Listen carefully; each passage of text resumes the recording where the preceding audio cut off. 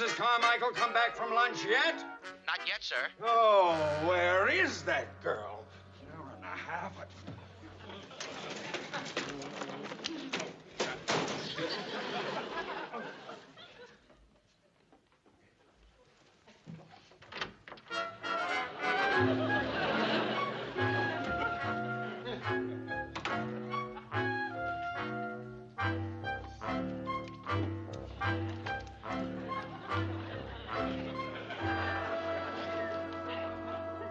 Mrs. Carmichael! Oh, you nearly frightened me to death. Maybe I'll have better luck next time. Now, Mrs. Carmichael, where is the Nicoletti file? The Nicoletti file? Yes. Well, it's right here in my desk. Well, why isn't it in the filing cabinet where it belongs? Well, I was... Never mind! I'll be in Mr. Cheever's office. I'll be back in a few minutes. I have an appointment with Mickey Rooney. Mickey Rooney, the actor? No, Mickey Rooney, the plumber. Of course, the actor. What's he doing here? The bank may finance an acting school he wants to buy. The Players Showcase. Oh, an acting school? Yes. And will you straighten out that file? Yes, sir. Gee.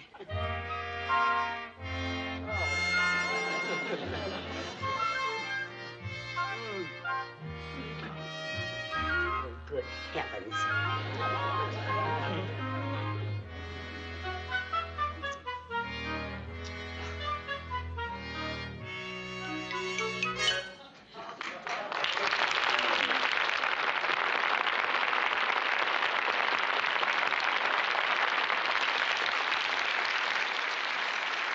Excuse me.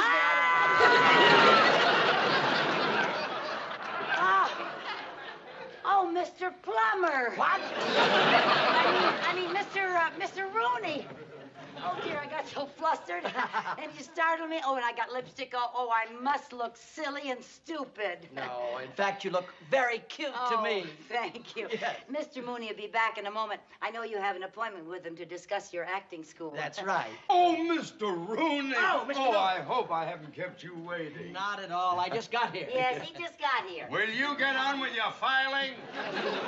Now, Mr. Rooney, I was just talking over this school of yours, Yes. this acting school, with Mr. Cheever, the bank's president. You were, sir. We think it's a very interesting idea, and it has a fair chance. I think it has a great chance. Why don't you file yourself under Q for quiet? Just saying, I thought... Quiet! And take that war paint off your face. You look like Geronimo. Now, Mr. Rooney, Yes. there is one question I would like to ask you. Of course. Are there enough people who want to take acting lessons to make this a paying proposition? Oh, Mr. Mooney, most assuredly, everybody wants to be an actor. And acting lessons can help people in every field of life. Why, lawyers are actors, doctors are actors. Why, even bankers are actors. Bankers? Yes, lessons give a person self-poise, confidence, and assurance, and can further their careers in every venture of life. Oh, do you think acting lessons could further my career in the financial world? Well, without a doubt. Why, you might even become president of the bank. Mr. Rooney, I am a man of instant decisions. I shall take a course of acting at your school. And furthermore, I shall recommend that the loan be approved. After all, this is a good business venture, and you are known as a hard worker. Well, any man who's paid the alimony I've paid has to be a hard worker.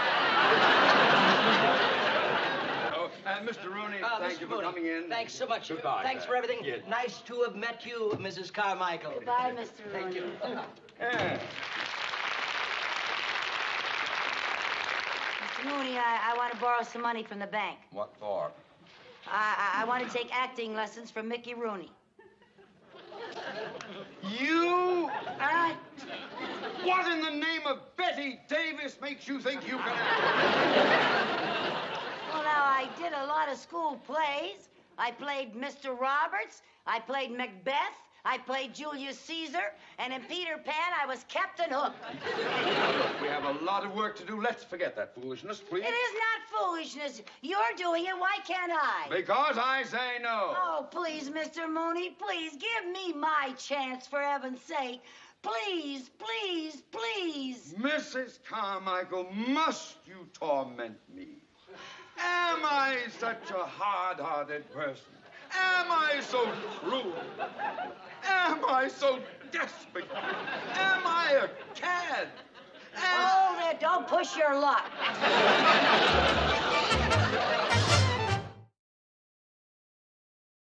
Now remember, everybody, acting is not just done with the voice or the body. It's done with the heart, the mind, the conscious, the subconscious, and the unconscious. We want to find out. Pardon me. The... Mr. Rooney. Oh, hello, Mrs. Carmichael. Hello. Oh, excuse me just a moment, will you please, friends? Why don't you just have a seat right over here? Thank you. I guess you came down to bring the papers for me to sign from the bank. Well, no, sir, I'm here because I'd like to take acting lessons. Well, I'm very flattered that you'd want to enroll at my school, but we don't just accept everybody. I mean, you have to have something. Oh, well, you accepted Mr. Mooney. He has money. Well, that's kind of what I wanted to talk to you about, Mr. Rooney. What is it you mean? I mean, I don't have any money. I'm flat broke. What? What did you say? Yeah, but I don't want free tuition. I'm willing to work around here in exchange for my lessons. I'd be very happy to do that. Well, I just don't know. Yeah, but now look, Mr. Rooney, if you accept me as a student, I'll work so hard. I'll scrub the floors. I'll scrub the ceiling. I'll do anything you say. I'll make Cinderella look like a lazy slob. Now, wait a minute. You don't have to go that far. We can work out something equitable, I'm sure. Oh, thank you, Yes. thank you. You're wonderful. You're so wonderful, Mr. Rooney, and I'm so anxious to work with you. You know, it certainly helped you a lot, those father and son talks that you had with Judge Hardy.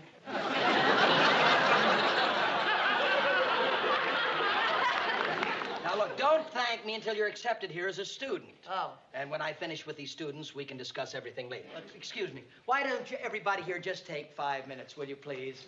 Just take 5, thank you. Now, Mrs. Carmichael. Yes, sir. You're quite sure that you want to become a part of the school? Oh, yes, I'm positive, sir. Oh, I think it's so exciting. I just love showbiz. Well, first, I'll want to test you, and we'll try some improvisations, if you don't mind. Improvisation? Yes, improvising. That's acting without a script. Oh. You see, you make up this whole thing as you go along. It's kind of like instant theater. You take a situation, and some people stir, and the first thing you know, you've got to play. Oh, that sounds like fun. Yes. Are you ready for your first improvisation? Yes, sir. All right, good. Now, I'll pretend that I'm your playboy husband, and that you're my long-suffering wife. Oh. I've been out on the town, and it's now 4 o'clock in the morning. You wonder where I've been. 4 o'clock in the morning. That's the situation. And I'm We're gonna long-suffering. improvise. Right. Now, I'll say action, and then we'll go right from there, right? Action! Oh. Oh. Oh.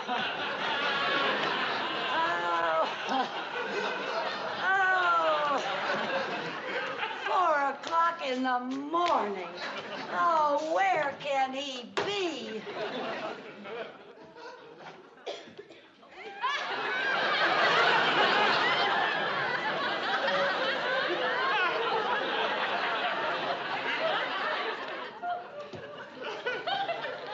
What's new, pussycat? Don't you pussycat me, you playboy, you, staying out till 4 o'clock in the morning while long-suffering me waits up for you. Where have you been? I've been out with 3 scientists. 3 scientists? Yes. What were you doing with them? We made a very important discovery. What was that? Alcohol and gasoline don't mix. It tastes terrible. Oh, look at you coming home like this. And this is our anniversary, and you didn't bring me a thing. Oh, that's not true. Darling, you remember that blue mink that you loved that you saw in the window? Yes. I bought you a mop, the same color. Well, that does it. I'm going home to Mother. No, your mother lives here. That's why I drink. Well, I'm leaving you. No, please don't leave me, darling. I need you. I want you. If I stay, will you stop drinking? I promise. All right, I'll stay. I'll drink to that.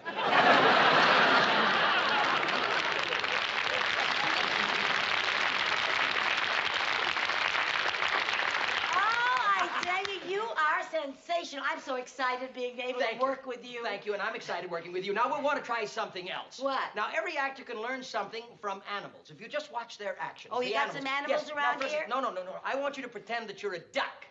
Now, walk like a duck. Walk like a duck? Walk like a duck. Go ahead, be a duck. Walk like a duck. How big a duck is What is it? It's a duck. Just duck it up a little bit. That's good. Let me hear it. Quack, quack. What? Quack, quack. That's good. Quack, quack. Quack, quack. Yeah. Quack, quack. Quack, quack. Yeah. Quack, quack, quack, quack, quack, quack. Wait, what's the matter? I just laid an egg.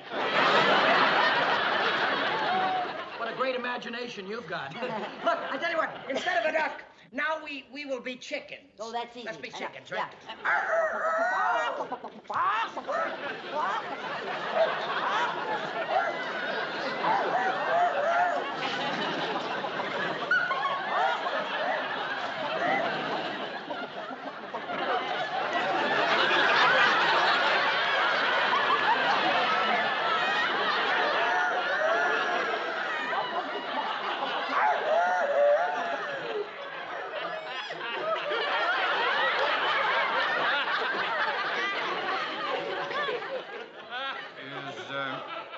Is that a new dance?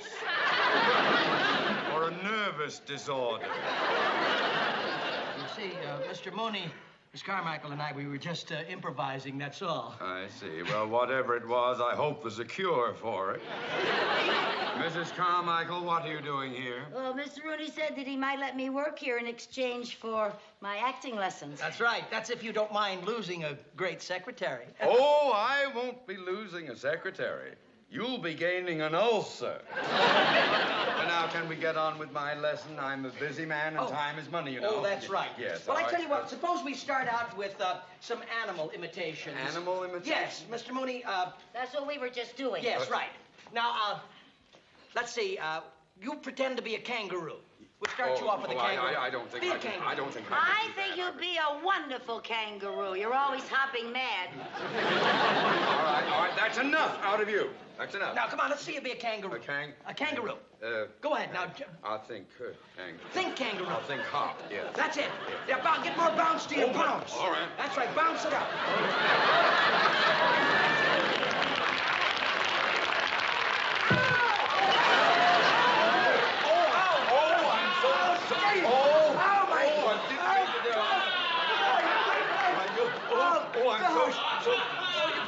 Yes, I didn't. Oh, my goodness, Mr. Mooney, you certainly are a clumsy kangaroo. Well, I suppose you would be a better kangaroo. Yes, I can be a better kangaroo. Now, wait a minute. Mrs. Carmichael, you make a fine kangaroo, but Mr. Mooney is a paying student. So if you'll excuse us, please. All right, listen, Mr. Rooney, I'm anxious to get to work and earn my tuition around here. Just tell me something to do, and I'd love to get going with it. Well, the first thing you can do is just to mail these letters for me, okay? All right, put them in my pouch.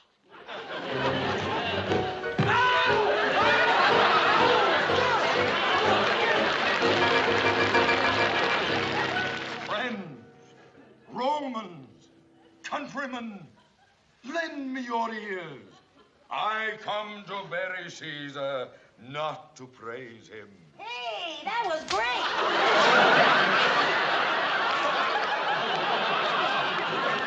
Wait a minute. I'm sorry. Carmichael. I'm sorry. Put the brush away. That's what I get for trying to be Oh, wait a kind. minute, Mr. Mooney. Here, I'll get you. Now, try it once again. Oh, all right. From the beginning, please, Mr. Mooney. Go ahead. Friends, Romans, countrymen, lend me your ears. I come to bury Caesar, not...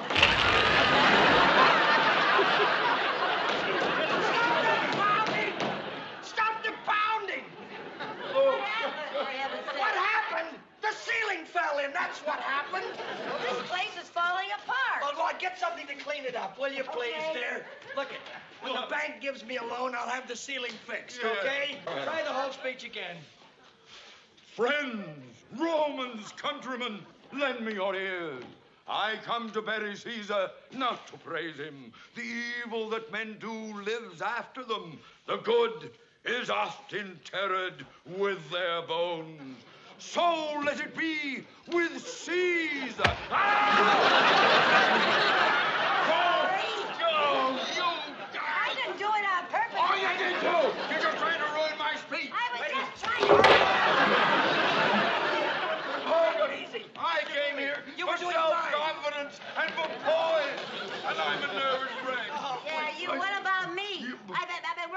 fingers to the bone for a whole week. I haven't even had a lesson yet. Now, wait a minute. I want you to calm down, both of you. You're both going to have a chance. Tomorrow night, our drama class is going to put on a little sketch. And you're both going to be in it. Oh, really? Yes. Well, where are my lines? Oh, you have no lines, dear. You see, we're saluting that grand old art of pantomime. Pantomime. Oh, that's where you open your mouth, but you don't say anything. Well, that should be right up your alley.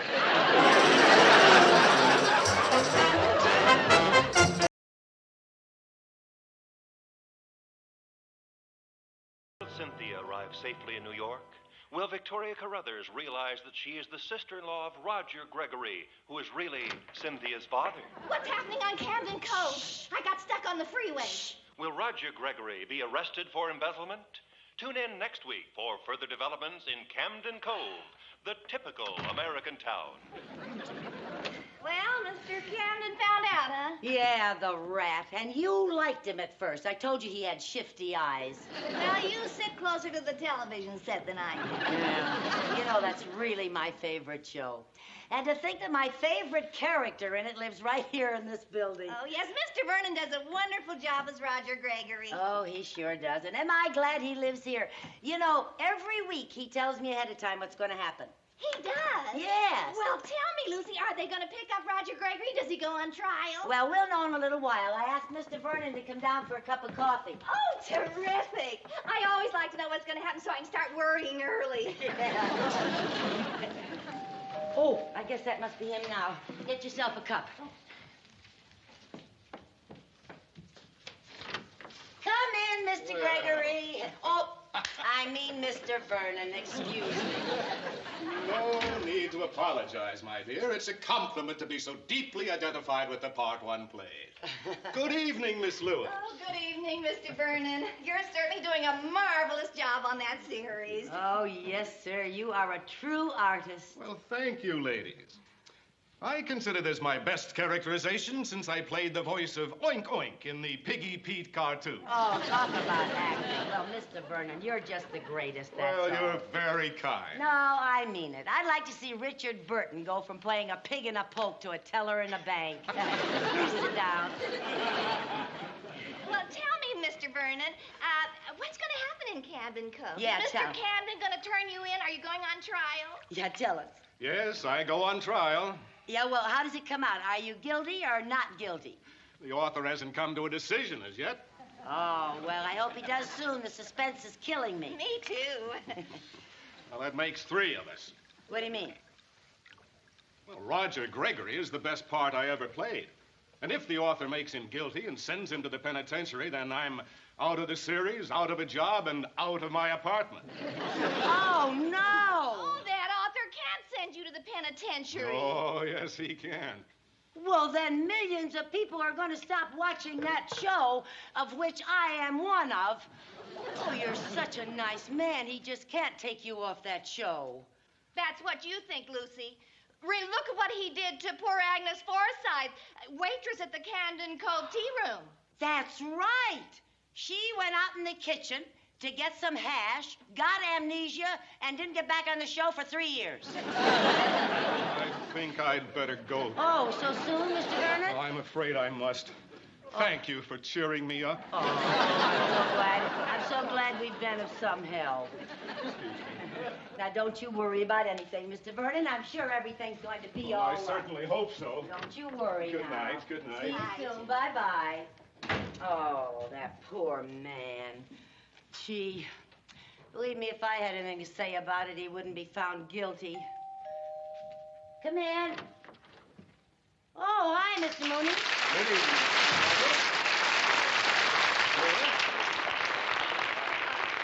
Working late tonight, Mr. Mooney? No, just paying a personal visit to my favorite client. Mrs. Carmichael, would you be kind enough to sign this insurance renewal for next year, please? Am I really your favorite client? As a matter of fact, no. No, but I had to find a legitimate excuse to get out of the house tonight. I couldn't stand the sight of Mrs. Mooney sitting in front of our television set, sniveling over Camden Cove. What do you mean by that? It's a wonderful show and very true to life. Oh, poppycock. will you sign this, please? Well, now, I just don't know whether I should sign any papers or not after what happened to Victoria Carruthers. Who is Victoria Carruthers? Victoria Carruthers is a lovely lady in Camden Cove. Who's a librarian? Yes, but really the sister-in-law of Roger Gregory. Who's actually the father of Cynthia? Yeah, who is now on a bus not realizing that Victoria Carruthers is the one That's the who... part I missed, Lucy. She's on a bus. She doesn't realize that Victoria Carruthers is Oh, will you please forget that and sign? All right. Oh. She is on a bus. That's the part that you missed when you came You out. have Doesn't signed realize this, Victoria Carruthers.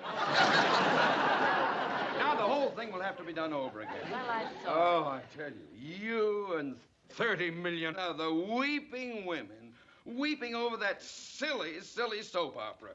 No wonder the author is one of our bank's biggest depositors. You know the author of Camden Cove? Oh, yes. All too often I have to pay a business visit to Peter Shannon at his rustic hideaway cabin atop Coldwater Canyon where he concocts that mushy slop. Oh, Mr. Mooney, do you know Peter Shannon's telephone number? Yes, I do. Well, could I have it, please? No, you can't. Well, I just want to find out something about Camden Cove. Oh, no. Oh, no. Mr. Shannon likes privacy. If I gave his telephone number to a snoopy busybody like you, he would close his account. And much as I despise his show, I adore his money.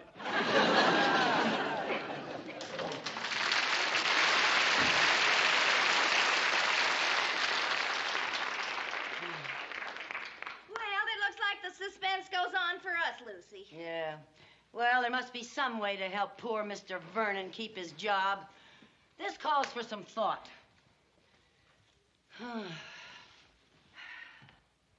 That's enough thinking. This calls for action.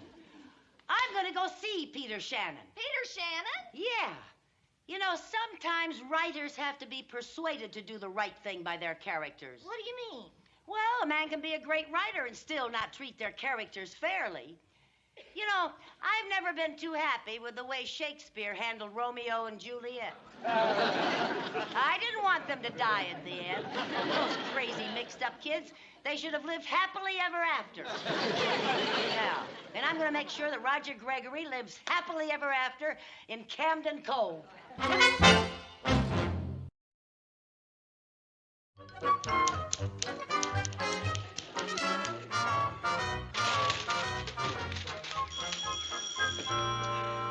Hello. Marty? Marty, I told you not to bother me. Yes, I'm almost through. I've only got one more page to write on the trial scene. That's right. Oh, look, Marty, you must leave me alone. I haven't eaten, I haven't slept. I haven't spoken to my wife in 4 days. That shows you how nervous I am. I'm not even married.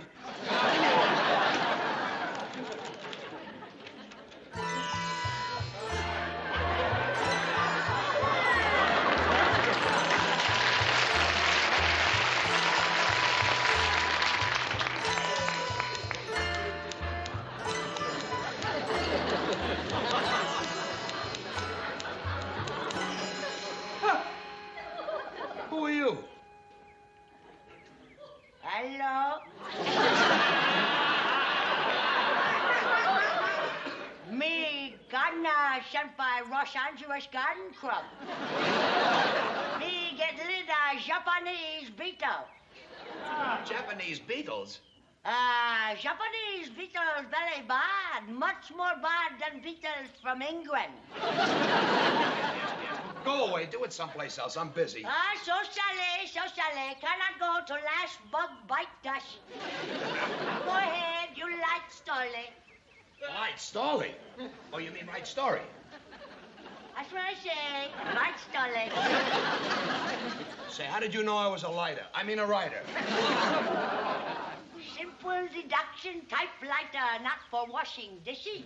Now, you go do your work and let me do mine, huh? Socially.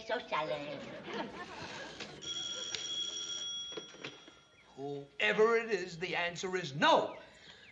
Oh, hello, pussycat. I didn't recognize your voice. How are you, dear? Yes, of course, I know I promised you. Yes, you're going to be on my TV show. Of course, dear. I wrote you a beautiful part. You're going to be on the jury.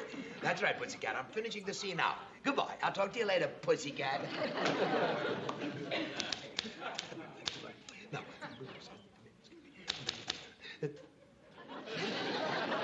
Would you mind not peeking over my shoulder? Oh, me no peeking.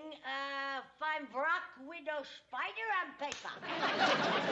It's not a spider. That's a semicolon. Oh, very interesting bug, semicolon. Oh, you like Crumb Crow. Yes, I write Camden Crow. Now go kill a beetle and let me do my work, please, sir. Oh, Crumb Crow. My wife, she watch all the time Crumb Crow. Very sad, very sad. She cries so much, not need sprinkler to water Ron. Your wife watches my show? Oh, yeah. My wife's favorite character, Mr. Gregory. You mean Gregory? That's what I say, Mr. Gregory. He's a bank clerk. Say, are you going to send Mr. Gregory to jail? Oh, why not? I could make him guilty. Oh, better not, or my family eat sukiyaki TV dinner in front of different channel. So we lose a few viewers. Oh, not so few. 97 in family. Also got cousins in Pasadena, Glendale, Redondo Beach, Cucamonga, and Hollywood. Hollywood? Now, look, would you just take care of your bugs and I'll take care of Mr. Gregory? So sorry. Now, don't interrupt me while I'm... So sorry. Well, let me see how that sounds. Now, we, the members of the jury, find the defendant... Not guilty. Not guilty. Now, would you please mind your own business, please? I'll attend to this. You do your work and I'll do my work. Remember, I'm the one around here who likes the script. Writes the script. So sorry. Now, please, don't annoy me. Don't interrupt me while I'm thinking. One more interruption, I'll blow my top. I must have... Well, good morning. Just what I need. Our friendly banker. Now, what do you want? Well, I'm sorry to interrupt, but I have some important papers for you to sign today. Yeah. There we are. Well, I don't want any papers, okay? All I want is some peace and quiet. I just want to sit here peacefully, quietly, and write my story. Yes, right here, boy.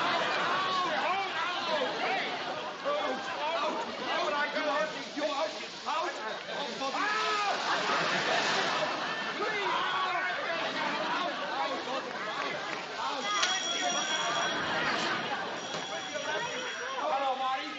Marty, this place is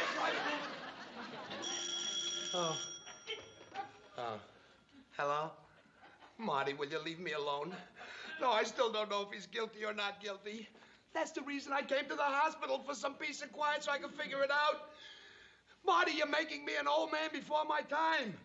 Look at me. I'm only 39 and I'm here on Medicare. But wait, will you stop bothering me, Marty? One more interruption and I don't know what I'll do.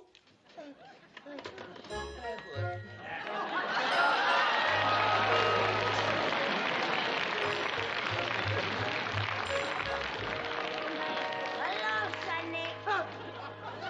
Who are you? Just a friendly little visitor to brighten up your day. I belong to the HHH. What the heck is the AHHH? Happy Hospital Helpers, honey.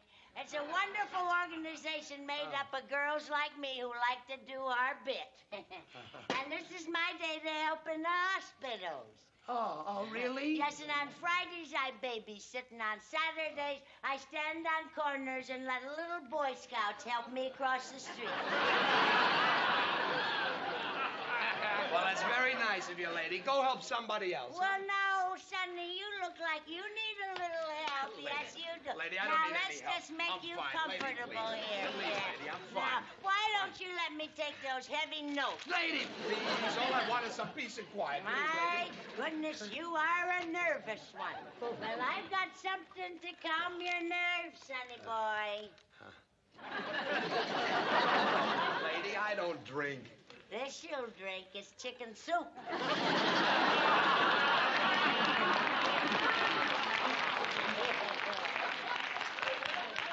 Chicken soup in a whiskey bottle? Sure, why not? Chicken soup, good for coughs or colds or croup. If your spirits sag or droop, take a swig of chicken soup. Now you just lay back, Sonny. Lady, I don't want lady. Now look what you did. Look what I did. For heaven's sake. Well, don't you worry. My chicken soup is very strong. It does as much good on you as in you. Now then, you wipe yourself off and I'll take your notes. Lady! These notes alone, they're important. I need them for a script I'm writing. Now, Goodness sakes almighty, are you a writer? Yes, I'm a writer. Oh, for heaven's sake, what do you write? Camden Cove, I write. Camden Cove? Well, I do declare. That's my very favorite television program. I never missed an episode from the day it went on the air. Yes, sir, I watch it 4 times a week. But it's only on 3 times a week. Well, I go down to Tijuana and watch the reruns. Oh, you know something, Sonny? I just can't wait to tell the girls that I met you. Yeah, say, could you do me a favor, Sonny? Could you tell me whether you're going to have Roger Gregory found guilty or not guilty? No, lady, I can't tell you that. Oh, well, all the girls in my gang would sure like to know. And there are oodles and oodles of us all over Pasadena, Glendale, Redondo Beach, Cucamonga, and Hollywood.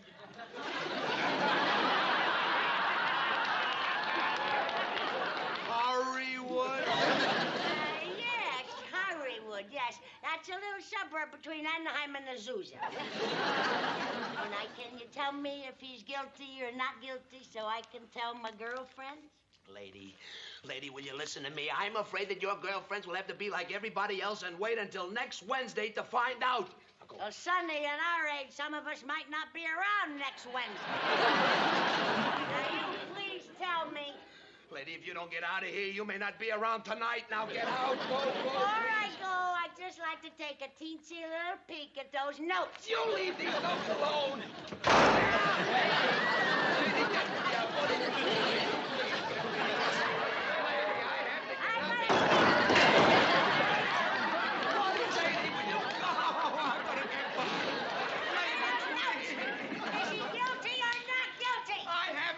My mind yet. Well, you better find him innocent, because all us girls want him innocent. Well, if jukes like you want him innocent, then he's guilty. He's guilty. That's what I'll make him guilty. Now, out. If you find him guilty, I'll never watch your dang show again. Out. He's guilty.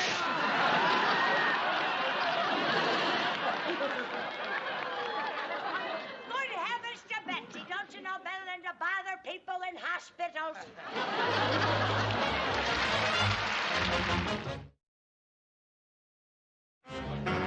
All right, everybody, quiet, please, on the set. I've got some revisions. Here, Vernon, here are your new pages. Now, Judge, here's revised page 32 for you. Who's playing the part of the jury foreman? Right here, sir. Here, I'll go over these new lines with you right now. Thank you. Now, let's see. Right.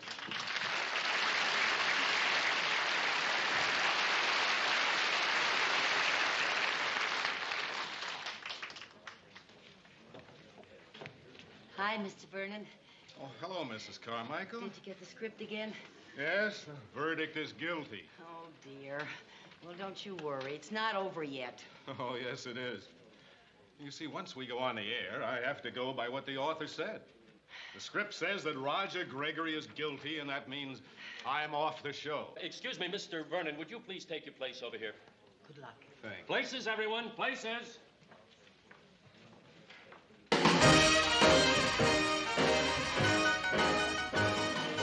Pardon me.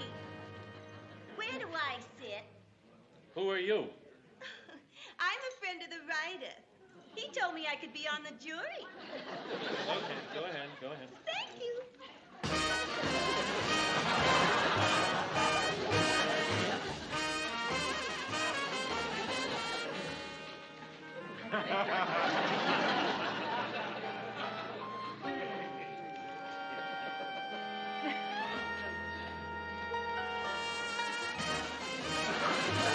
Pardon me. Where do I sit? Who are you? Oh, I'm a friend of the writer. He said that I could be on the jury. The writer already has a girlfriend on the jury. Oh, well, I'm his new one. He's a swinger, and so am I.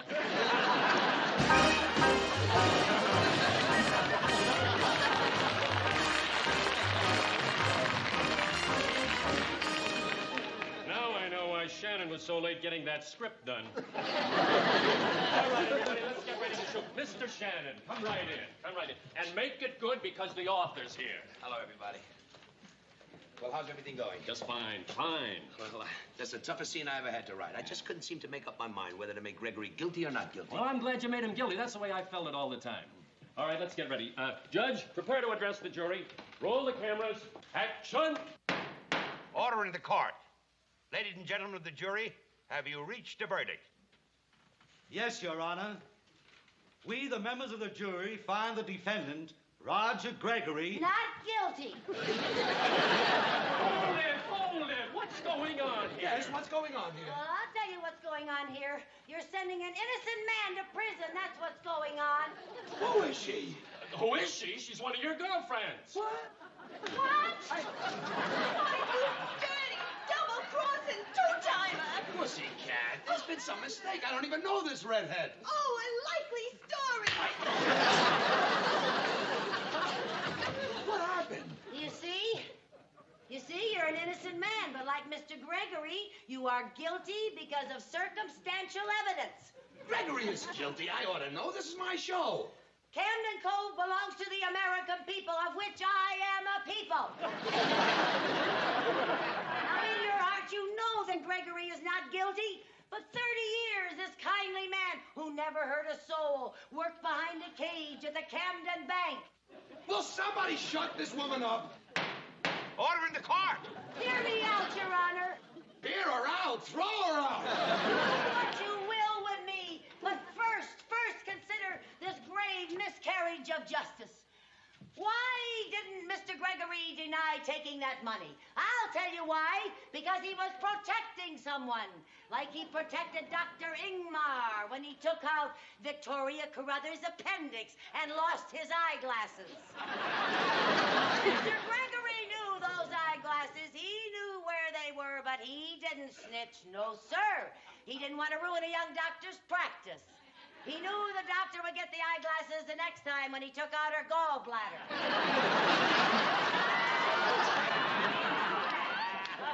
Remember that wintry night in Camden Cove when old Mrs. Thompson, who was saying goodbye to her only son, who was court-martialed and thrown out of the army, branded a coward, and the only one who could save him was a one-armed man who was trying to send him back to prison for a crime he had never committed, even though he should have run for his life because he had only 6 months to live. 8 months. Oh, was it 8 months? 8 months, yes. Oh. He had 8 months to live. But did Mr. Gregory say he knew he was in town? No, because he didn't even know where he was. After being hit on the head by a surfboard, trying to save the life of Mr. Camden's sister's 8-year-old son. 10 years old. 10-year-old. Yes, he was 10. Yeah. Who was not married. The son, that is. Ladies and gentlemen of the jury, before you reach a verdict, consider this thought. The quality of mercy is not strained. It droppeth as a gentle rain from heaven upon the place beneath. And that is the place Mr. Gregory should never be sent away from. Camden Cove. She's right. She's right. Gregory stays on the show. He's not guilty. Wow, wonderful. Oh, Mrs. Carmichael. You stay on the show. Bless you. Oh, and I want to thank you too, Mr. Shannon. Oh, this will please all my friends in Pasadena and Glendale, and Redondo Beach and Cucamonga and Hollywood.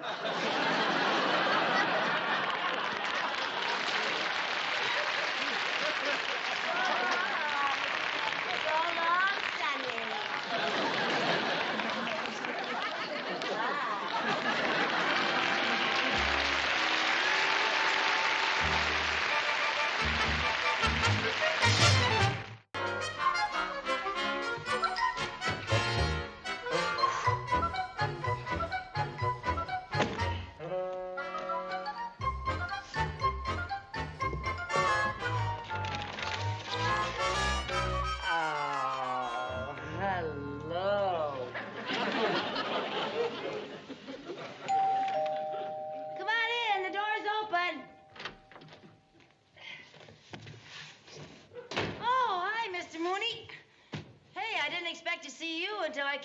this afternoon? Nor I you.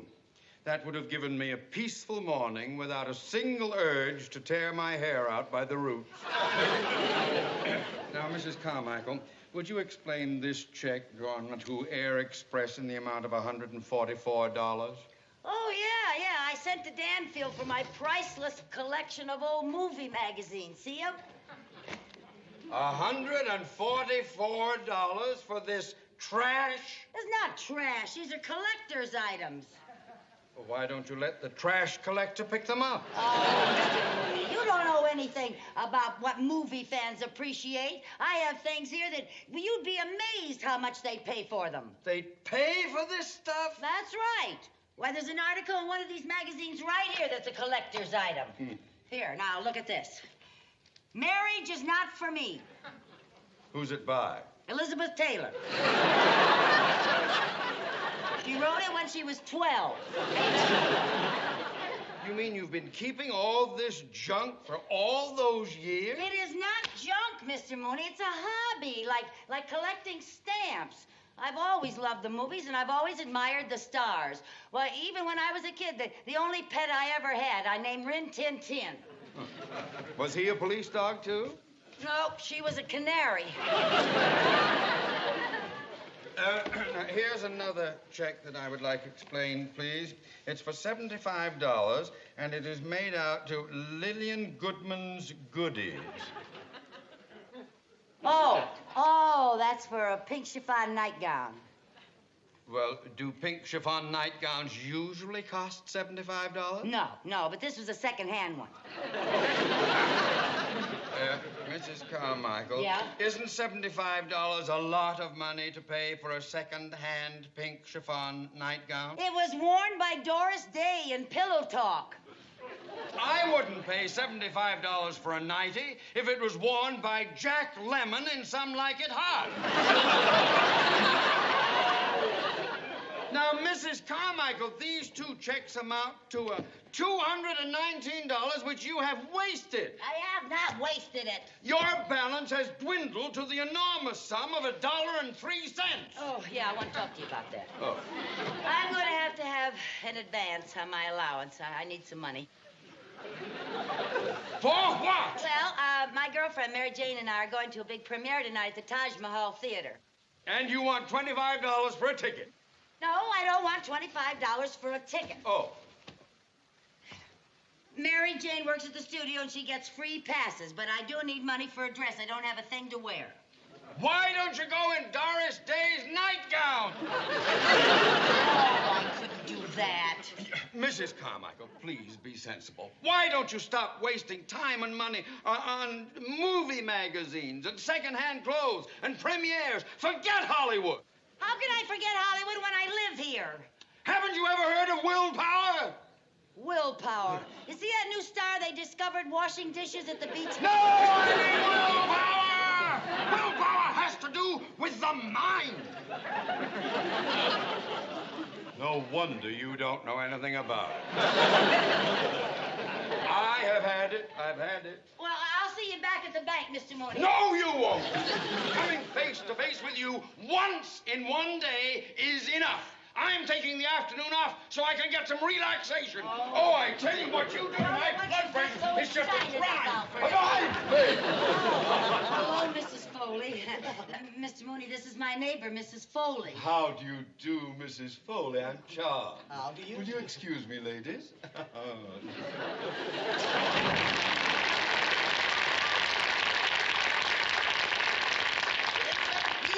Sweet man. Yeah, sweet. Oh, Lucy, thanks so much for the loan of your double boiler. Oh, that's all right. You didn't have to bring it back so soon, Mrs. Foley. Well, I didn't want to forget.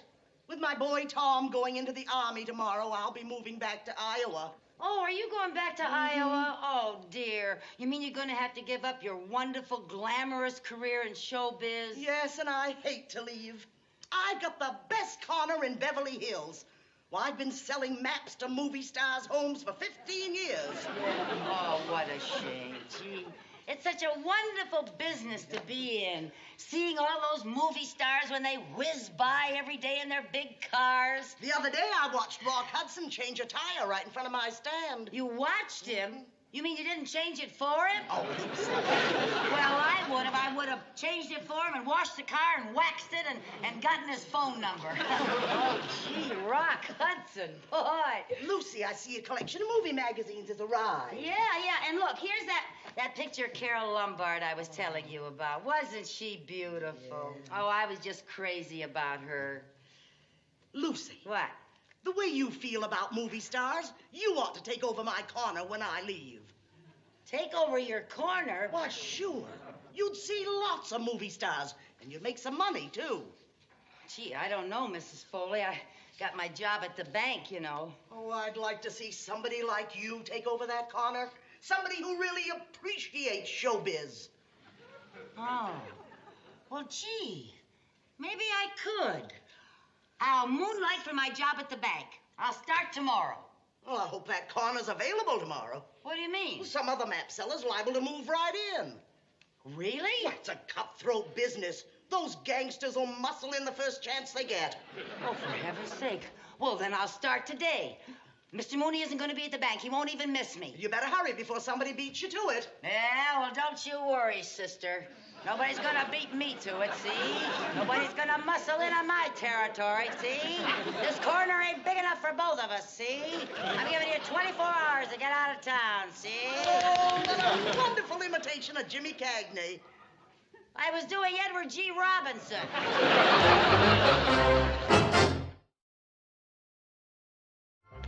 Maps, get your maps over here. Maps, right over here. Maps, get your maps over here. Buy your maps right over here. Excuse me, Sonny. I think you're on the wrong corner. I think you are, lady. Maps, get your maps right over here. Buy your maps. Look, kid, this corner ain't big enough for both of us, see? Nobody's gonna muscle in on my territory, see? So you better beat it, see? Lady, would you stop those corny imitations of Jimmy Cagney? Okay, if that's the way you want it. Maps, get your maps right here. Maps to the movie stars' homes. Maps, only $1. Maps over here for only 75 cents. Get your maps over here. Maps, only 75 cents. Maps over here for only 55 cents. Maps here for 50 cents. Right over here, 50 cents. All right, wait a minute now, kid. Let's talk this over. We both can operate here. Yeah, one of us is gonna have to buy the other out. All right, sir. I'm prepared to make you a fair offer. How much do you want? How does $5 sound? You got a deal. I only asked how it sounded. I want 10. You got me over a barrel. All right, there's $10. That's for today. Tomorrow it'll cost you another 10. Oh, you're a shrewd businessman. Well, I've learned a lot from my uncle. Who's your uncle? Jack Benny.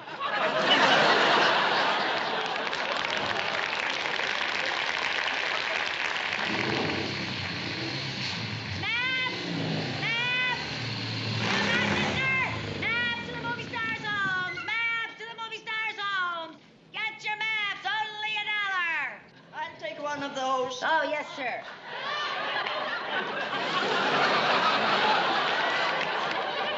I mean, yes, ma'am.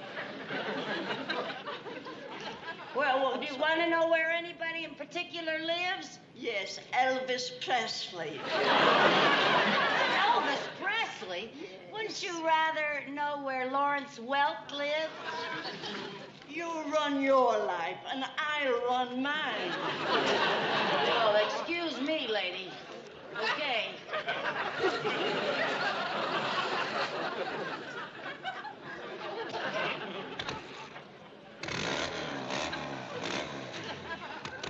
Say hello to Steve McQueen. Steve, maps. Get your maps to the movie stars' homes. Maps. Mrs. Carmichael! Why aren't you at the bank? What are you doing there?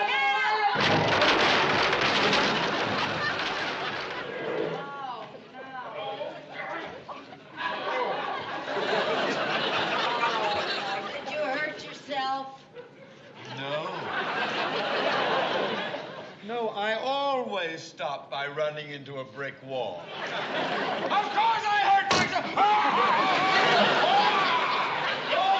Oh, and it's all your fault. What do you mean, my fault? Well, what are you doing here?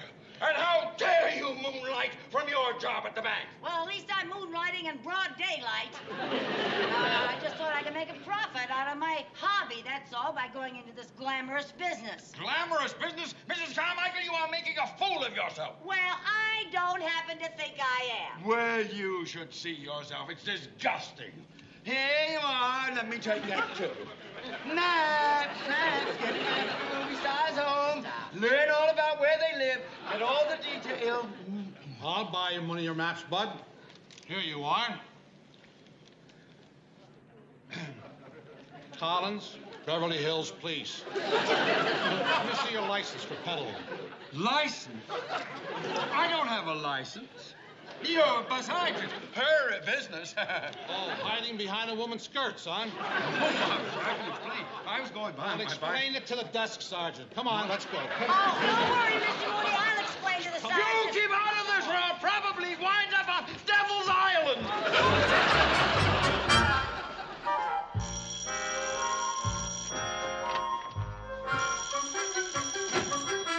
Hello? Oh, hi, Mary Jane. Yeah, I was out all afternoon. What do you mean we're not going to the premiere tonight? They promised you passes. Oh, no. Well, could they maybe get us seats in the grandstand outside the theater? Oh, how about standing room in the parking lot? Oh, darn it, I had my heart set on going. Oh, my doorbell's ringing. Yeah, all right, I'll talk to you tomorrow. Bye. Oh. Oh, hi, Tom. Hello, Mrs. Carmichael. Come on in. Well, your mother tells me you're going into the Army tomorrow. Well, I thought I was supposed to report tomorrow, but I read my induction papers wrong. It's today. I've got to leave right away. Oh. Look, my mother isn't home. Would you please do me a favor? Sure. Ask her to drop this uniform off at Charlie Smith's. Okay. Hey, what a crazy uniform. What army is he in? That's my doorman's uniform. I work at the Taj Mahal Theater. You do? Well, I did. You mean you're going to miss that big premiere tonight and all those wonderful stars? Afraid so. You ought to tell the Army that you're going to report tomorrow. I don't think Lyndon would like it. Mrs. Carmichael, tell Mom to be sure and get this uniform over to Charlie Smith because he's taking my place tonight. Right, don't you worry about it. I'll take care of it. Well, I better hurry. I'll be late. Okay. Goodbye. Good luck and goodbye, dear. And thanks, Mrs. Carmichael. You're very welcome.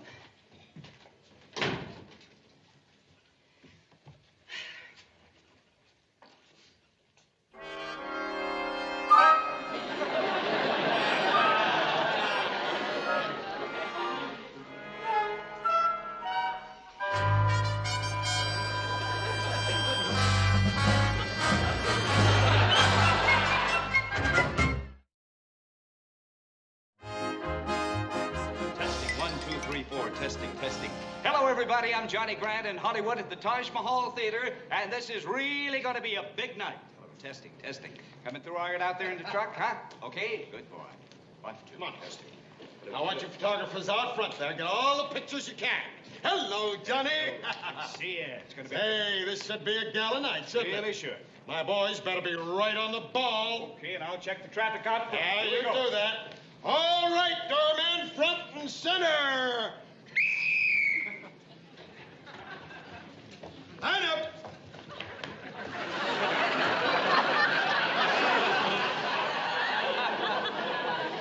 All right, men. Sound off. Bannon! O'Sullivan. Draxler. Grzowski. Sheffield. Smith! Smith, you're new. Yes, sir. Huh, well, you know, this isn't a very easy assignment. I hope you've got plenty of experience. Yes, sir. That uniform you're wearing, that stands for service, beyond the call of duty to the Taj Mahal. Yes, sir. You do it proud. Yes, sir. We have no gold brickers in our ranks. No, sir. This is no chicken outfit. You stop that saluting. Yes, sir. That's enough of that.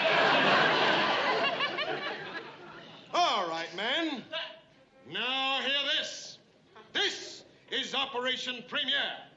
This will be your finest night. I want your eyes right, chin up, attention. Right, race. How about face? Smith, didn't you hear about face? No, what about it?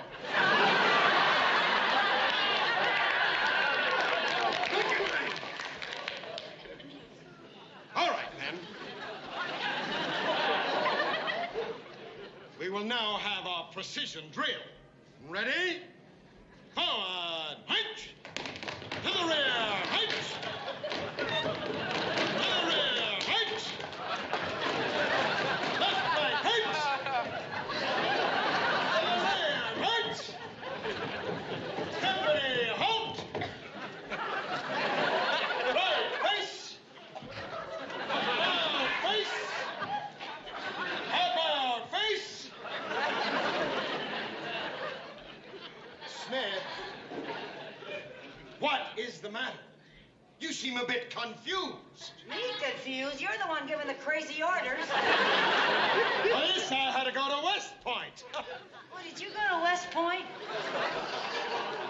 Back in line. People are coming. We're ready to go. All right now, doormen to your battle stations. Charge!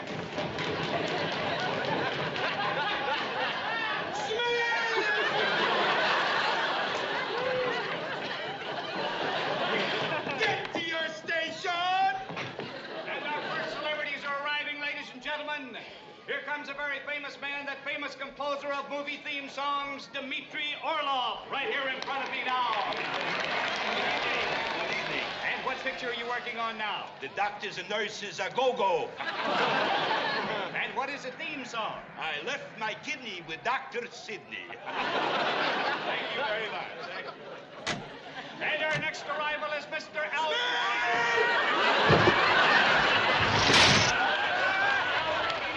Of the famous banking firm and his guest. Good evening. Nice to see you again, Johnny. Good to see you. And your name, sir?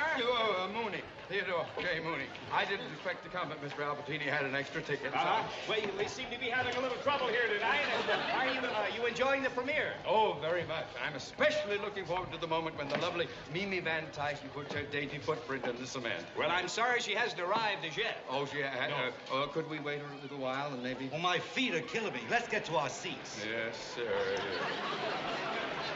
Oh, I see a car pulling up and another celebrity is arriving. I'll go open the car door. No! You stay right here and keep this post up till I get it fixed. And look who's coming, ladies, the country's fastest rising romantic star, the man who may be another tab hunter or Rip Torn. Here he is, Roadblock. How about flashing that famous smile of yours to your fans out there in television land?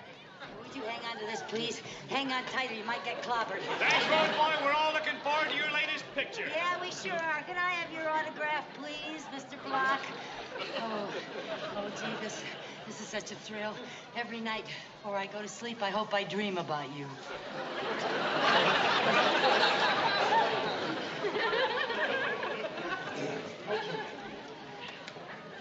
All right, now, Smith, will you pick that up while I try to get this underneath? Now, pick it up. Up. All right. Doorman. Yes, sir? Has Miss Van Tyson arrived for the footprint ceremony yet? Not yet, sir. Oh, I'm so excited. I can hardly wait. Got the old Hollywood fever, eh, Bob? Oh, yeah. Sir, you'll be able to see Miss Van Tyson arrive right out there. Oh, out there? Oh, wonder I got a close look at her. Will you get out there and keep those sneaky autograph hounds away from the stars? Yes, sir. They're sneaky, all right. And we have many stars arriving. Here is Vincent Edwards.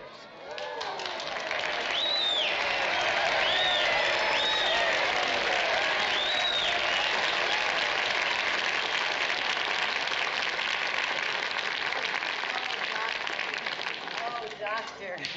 Oh, Doctor. And here is Mr. Kirk Douglas, the star of two great pictures, the heroes of Calamard and Cast the Giant Shadow.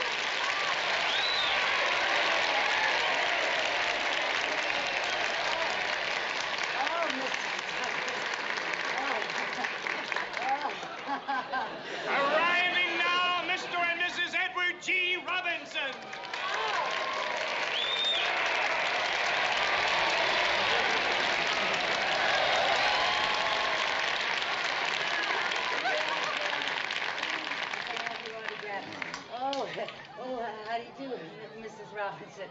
Oh, thank you. Thank you. Thank you. Oh. Oh, are you anybody? And here is the Schnauzola, Jimmy Durante and his lovely wife, Margie.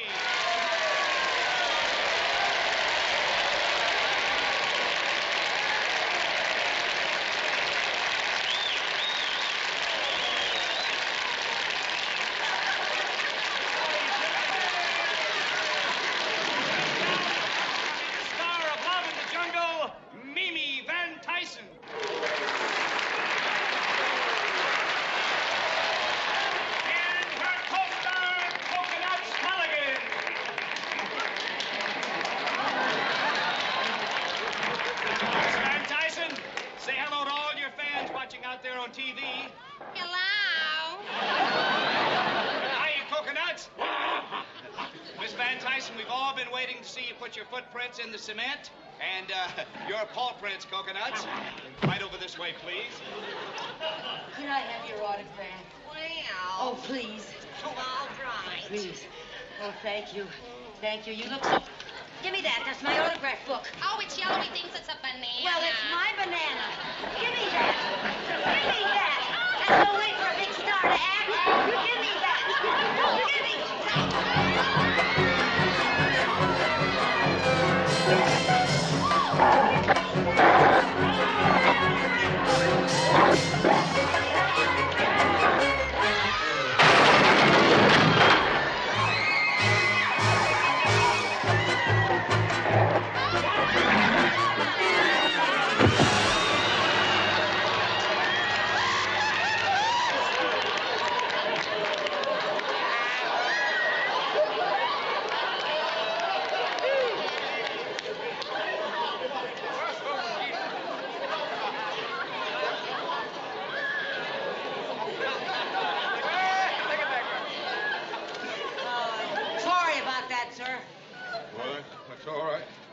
Stop with the scraping already. Yeah, well, I want to get that cement off before it hardens. Oh, good heavens, it will. I better get home right away. Yeah. Which is right? Yes.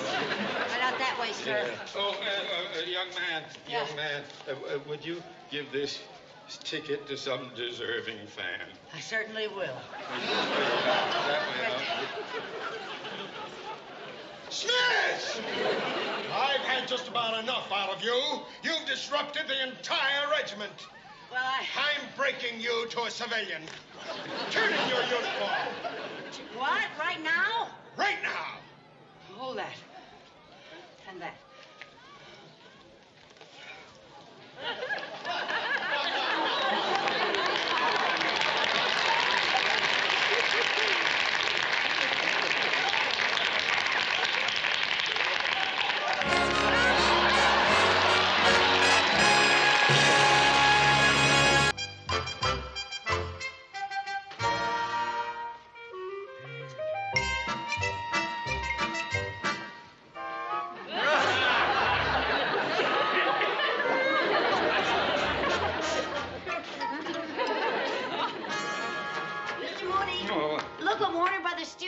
Over for your charity. What on earth is that?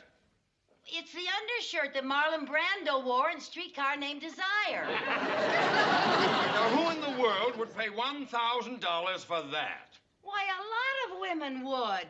Oh, you don't know what a thrill it is for a movie fan to have a shirt that's touched Marlon Brando's chest. or a pipe that has touched Cary Grant's lips. Mrs. Carmichael, we have a lot to do. Get your book. Yes, sir. Now then, take a letter to John Wayne. John Wayne.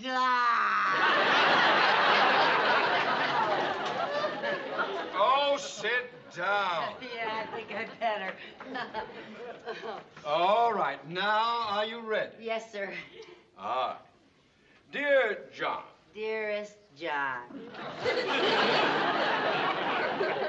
Not dearest, dear. Oh, all right. Dear John, I want to thank you for the donation of your saddle for the motion picture charity ball sponsored by our bank. Mr. Mooney, instead of a letter, wouldn't it be all right if I just went over and thanked him in person? No, it would not. Now, please be quiet, Mrs. Carmichael. I'm trying to think. Hello? Oh, I'll have to call you back on that. I'm very busy at the moment. Yeah, goodbye. Where was I? You were like this.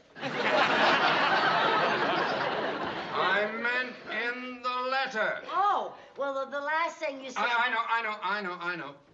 At the charity ball, we are selling many motion picture mementos, such as your saddle, for $1,000 apiece. Yeah, not quite so fast, Mr. Mooney. Oh, all right. I feel this sale will bring a generous response from our very prosperous patron. Sign it, yours truly, etc., etc. Yes. Now, when they come for this stuff, send it right over to the ballroom. Yes. I'll be there supervising things for tonight. I know, sir. I hope to heaven you can get it right. Yes, I will. Don't worry. Oh. Dearest John. Hey, Lucy, look what Paramount Pictures contributed to the charity ball. That is the jacket that Audrey Hepburn wore in Danger in Paris. Oh, you've got some memory. Oh, isn't it beautiful? Wouldn't you just love to own something like that? Oh, I sure would. What would I do with it? I'd never go anyplace to wear anything like this. That's what you think. Have I got a surprise for you? What? You're going to that ball tonight. What? No kidding, honest. Oh, come on now, Mary Jane. I'm too old for fairy tales. Remember when you had lunch with me at the commissary yesterday? Yeah? Well, after you left, a friend of mine, Eddie Feldman, he works for Dean Martin, he wanted to know who the cute redhead was. He did? Yeah. And Dean Martin bought 2 tickets for the ball, and he gave them to Eddie, and I fixed it up for Eddie to take you. Well, I'd love to go to the ball, but I don't even know Eddie. Oh, he's a wonderful person. He's the kind of fellow you can spend the whole evening with and not have to be a judo expert. Well, I'm sure he's a nice fellow, but gee, not even knowing him. Oh, Lucy, he's a dream. What does he look like? He's only Dean Martin's double.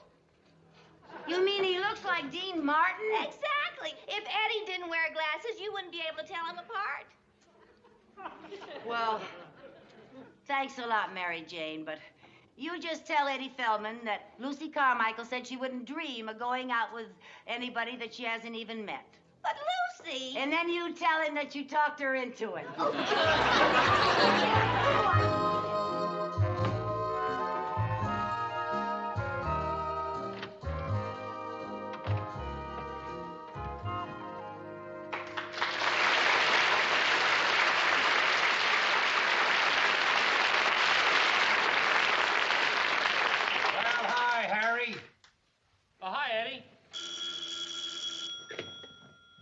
Dressing room. No, he's not here. Yeah, I'll take care of it. Right. Well, where is Dean? Well, he's still over in makeup. Still in makeup? You notice, Harry, with each picture, it seems to take longer and longer to make him up. Hey, Harry, okay if I borrow one of Dino's jackets for tonight, huh? Sure. Dinner jacket? Help yourself, Eddie. Okay.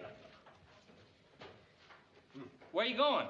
Oh, I got a date with a cute little redhead. I saw her in the commissary yesterday. We're going to go to that charity ball. Oh, I hear that's going to be quite a party. Well, it should be. Those tickets Dino gave me cost $100 apiece. Wow, that ought to impress your girl. It certainly should. Well, what's she look like? Well, she's attractive. She's no Liz Taylor. She's no Gina Lola Brigida. She ain't even a Bridget Bardot. And she's not going to wait if I'm late, so thanks for the jacket. Okay. Have a good time. Bye now. Dean Martin's dressing room. Yeah, Charlie. You're going to shoot the chase scene tonight? Well, will you need Dino? Just his double. Uh-oh. Poor Eddie. Well, he's got a big date tonight. Those are the breaks. Right, I'll tell him. Hey, hi, Harry.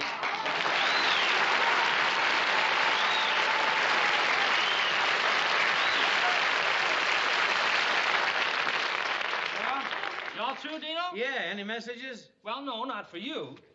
But the production office just called Eddie. He's got to work tonight. Why? Too bad. Oh, but well, he's got a big date. Yes? His first date with a new girl to go to the charity ball. And? That's show business. What do you want? Well, I feel sorry for the guy. Yeah. It's his first date with this girl, and if he doesn't show up, she's going to think he's an awful heel. Yeah. Hey! Let him go on his date. I'll be my own double tonight. I can fall off a horse. I've had lots of practice falling down. Forget it, Dino. You know the studio won't let you take a chance like that. I guess you're right. Where is Eddie? Well, he's in his dressing room. Good. I'm going over and tell Eddie that if he can fall off a horse for me, the least I can do is keep a date for him. Right? I don't care what anybody says, Dino. You're a nice guy. What nice guy? Eddie's my best friend, and I'm going to do what any guy would do. Go out with my best friend's girl.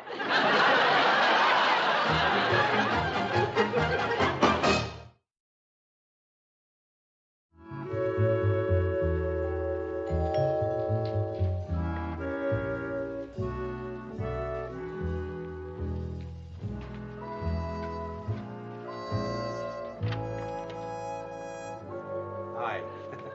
I'm Eddie Feldman.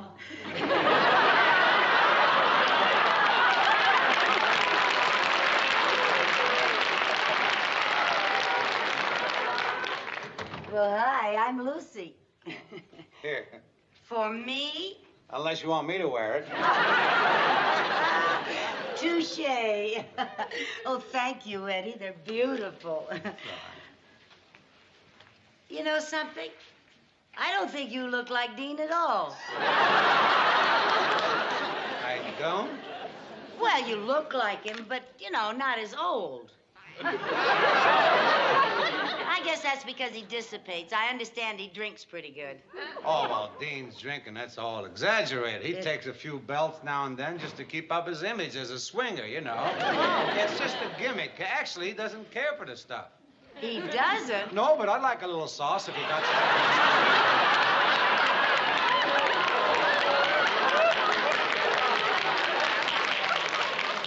I don't usually, but inasmuch as I was having company, I did mix a couple of martinis.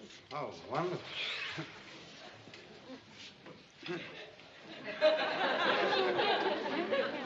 There we are. Thank you. It's my first one today. Me too. With my left hand. Well,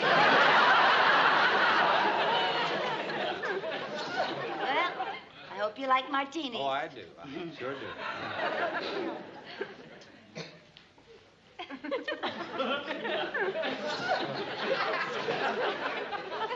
Oh, that's not bad.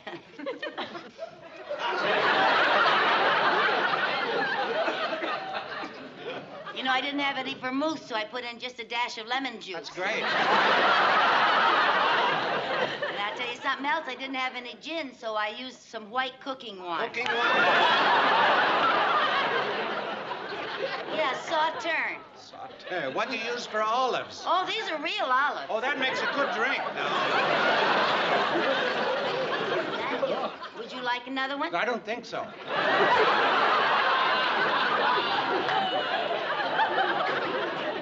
One of these is about all I can handle. I couldn't handle another one of these either. You know, I like men who don't care too much about drinking. So do I. It leaves more for the poor devils that really need it.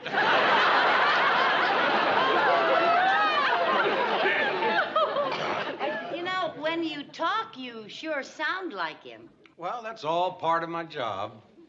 Part of your job? I didn't know to double for someone that you had to sound like them, too. Well, sometimes they use me to dub in lines for Dean, you know, like when he gets hoarse from playing golf. Hoarse from playing golf? Yeah, well, he screams when he loses. He's a great competitor. Mary Jane tells me that you once had a very successful career of your own, Eddie. Yeah, well, that was a long time ago. Uh-huh. Well, she said you were on the Broadway stage and were quite a success, and then you came out here for your own acting career. Yeah, but when I got out here, they said I looked too much like Dean Martin. Yeah, well, I think that's terrible. Oh, I don't know. Maybe I'm better off. It's been 10 years of steady work, and I'm working for a real nice guy. Well, you're very nice to say that he's nice. Why? Well, after the way he's ruined your career, I should think that you'd resent him. Well, he's a hard guy not to like. Well, why shouldn't he be nice? Look how lucky he's been. Lucky? Yeah. Lucky? Yeah, you know, when I first saw Dean, he was working with Jerry. Jerry who? Jerry Lewis. Oh, I remember him. Yeah. And then when they split up, frankly, I was worried about Dean. I didn't think he was going to make it. Oh, neither did I. Yes, I was very worried about him. So was I. My whole family was worried about him. Oh, are your family Dean Martin fans, too? But not as much as they used to be. But they do like to see him, do good. Yeah, well, I can understand that, of course. Oh, dear. Hmm? I hope all my chattering isn't going to make us late for the ball. Oh, no, we have plenty of time. We don't want to be the first ones there. Are you kidding? At $100 a ticket, I don't want to miss a minute. Would you be so kind, Eddie? Certainly. Thank you. Oh, Eddie, this is so beautiful. Thank you so much. You're very welcome. Well, I guess we're ready.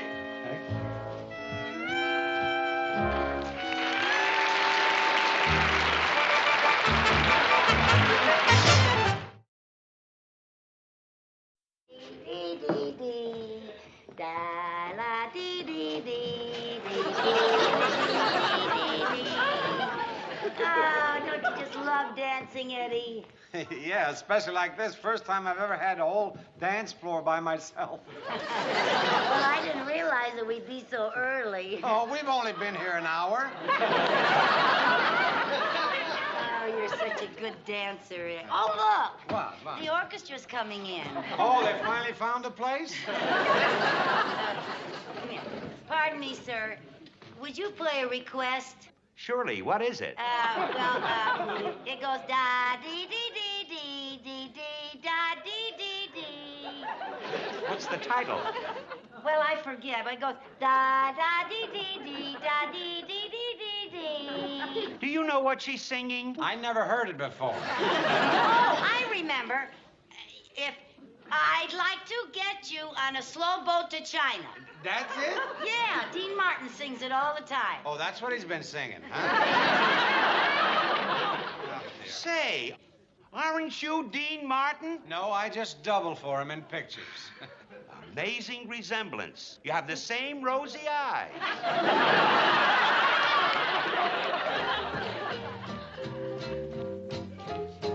That's it. That's it. That's the one. Yeah.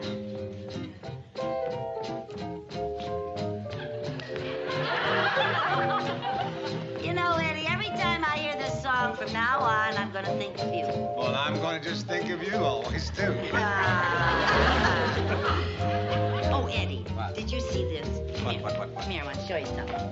You see this jacket? Huh? Audrey Hepburn wore this in one of her pictures. You know what I envy most about the movie actresses? It's the clothes they get to wear. Isn't this beautiful? Yeah, last time I saw anything that fancy was on Liberace.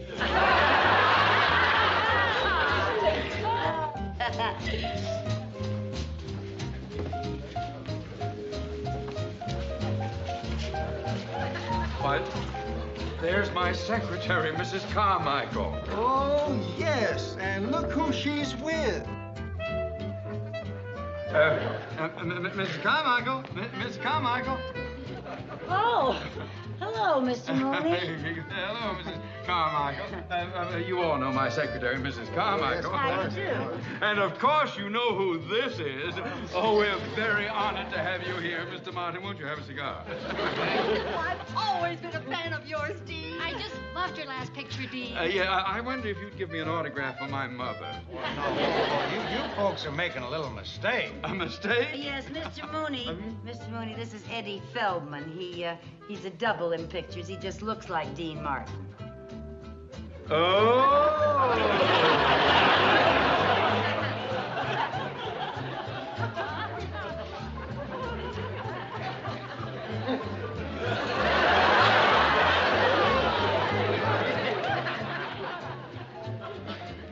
I'm sorry, Eddie. Oh, forget it. Would you care for a drink? I'll try and force one down.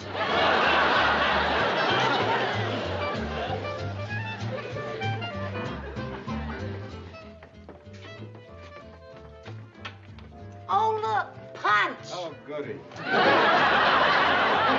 Oh, look, fresh pineapple and cherries and papaya and strawberries. Oh, beautiful. Oh, I should have brought my camera. Here you are. Oh, no, thanks. I'm driving. Oh, the air feels so good out here. It's so brisk. I got a little warm in there dancing. Yeah, well, that's a great way to catch cold. I'll get you a wrap. Oh, thank you, Eddie. Well, here's your wrap. Thank you, Eddie. Well, Eddie, this is yours. what? Eddie, I can't let you do this. Look, Dean likes to patronize this charity ball. He gave me the money and told me to make the purchase. But it's so expensive. It's deductible. But if Dean had you buy the coat, well, then you should give the coat to Dean. He looks lousy indeed. Besides, he'd only leave it at some bar. Well, now, maybe he doesn't care, but you must have someone special that you want to give it to. She's got it. Oh, Eddie. Oh, Eddie, thank you. It's all right. Oh, I've never had anything as nice as this in my whole life. Oh, Eddie, it fits me. Oh, it's so beautiful. Oh, could we go inside so that everyone could see me in it? Let's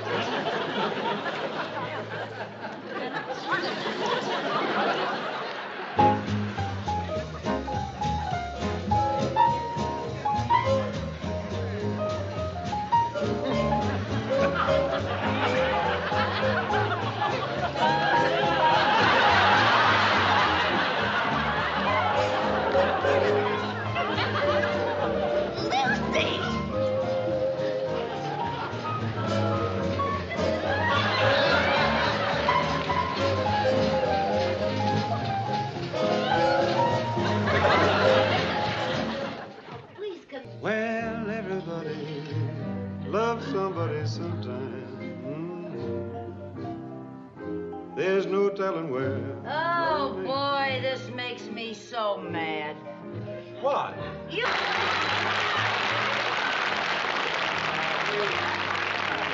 just prejudiced.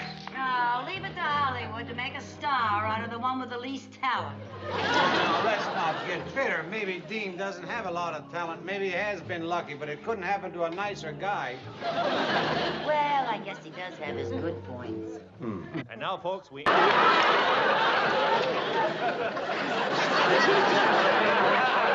look, honey, Eddie Feldman is a wonderful guy, and he found out he had to work tonight, and if he broke this engagement with you, you'd think he was some kind of a Hollywood phony, so I offered to take his place. Thank you.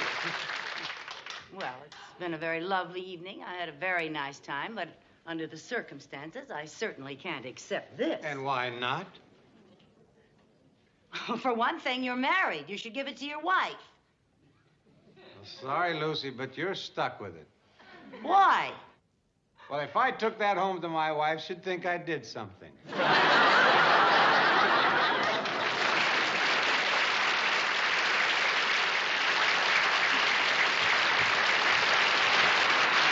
Ciao.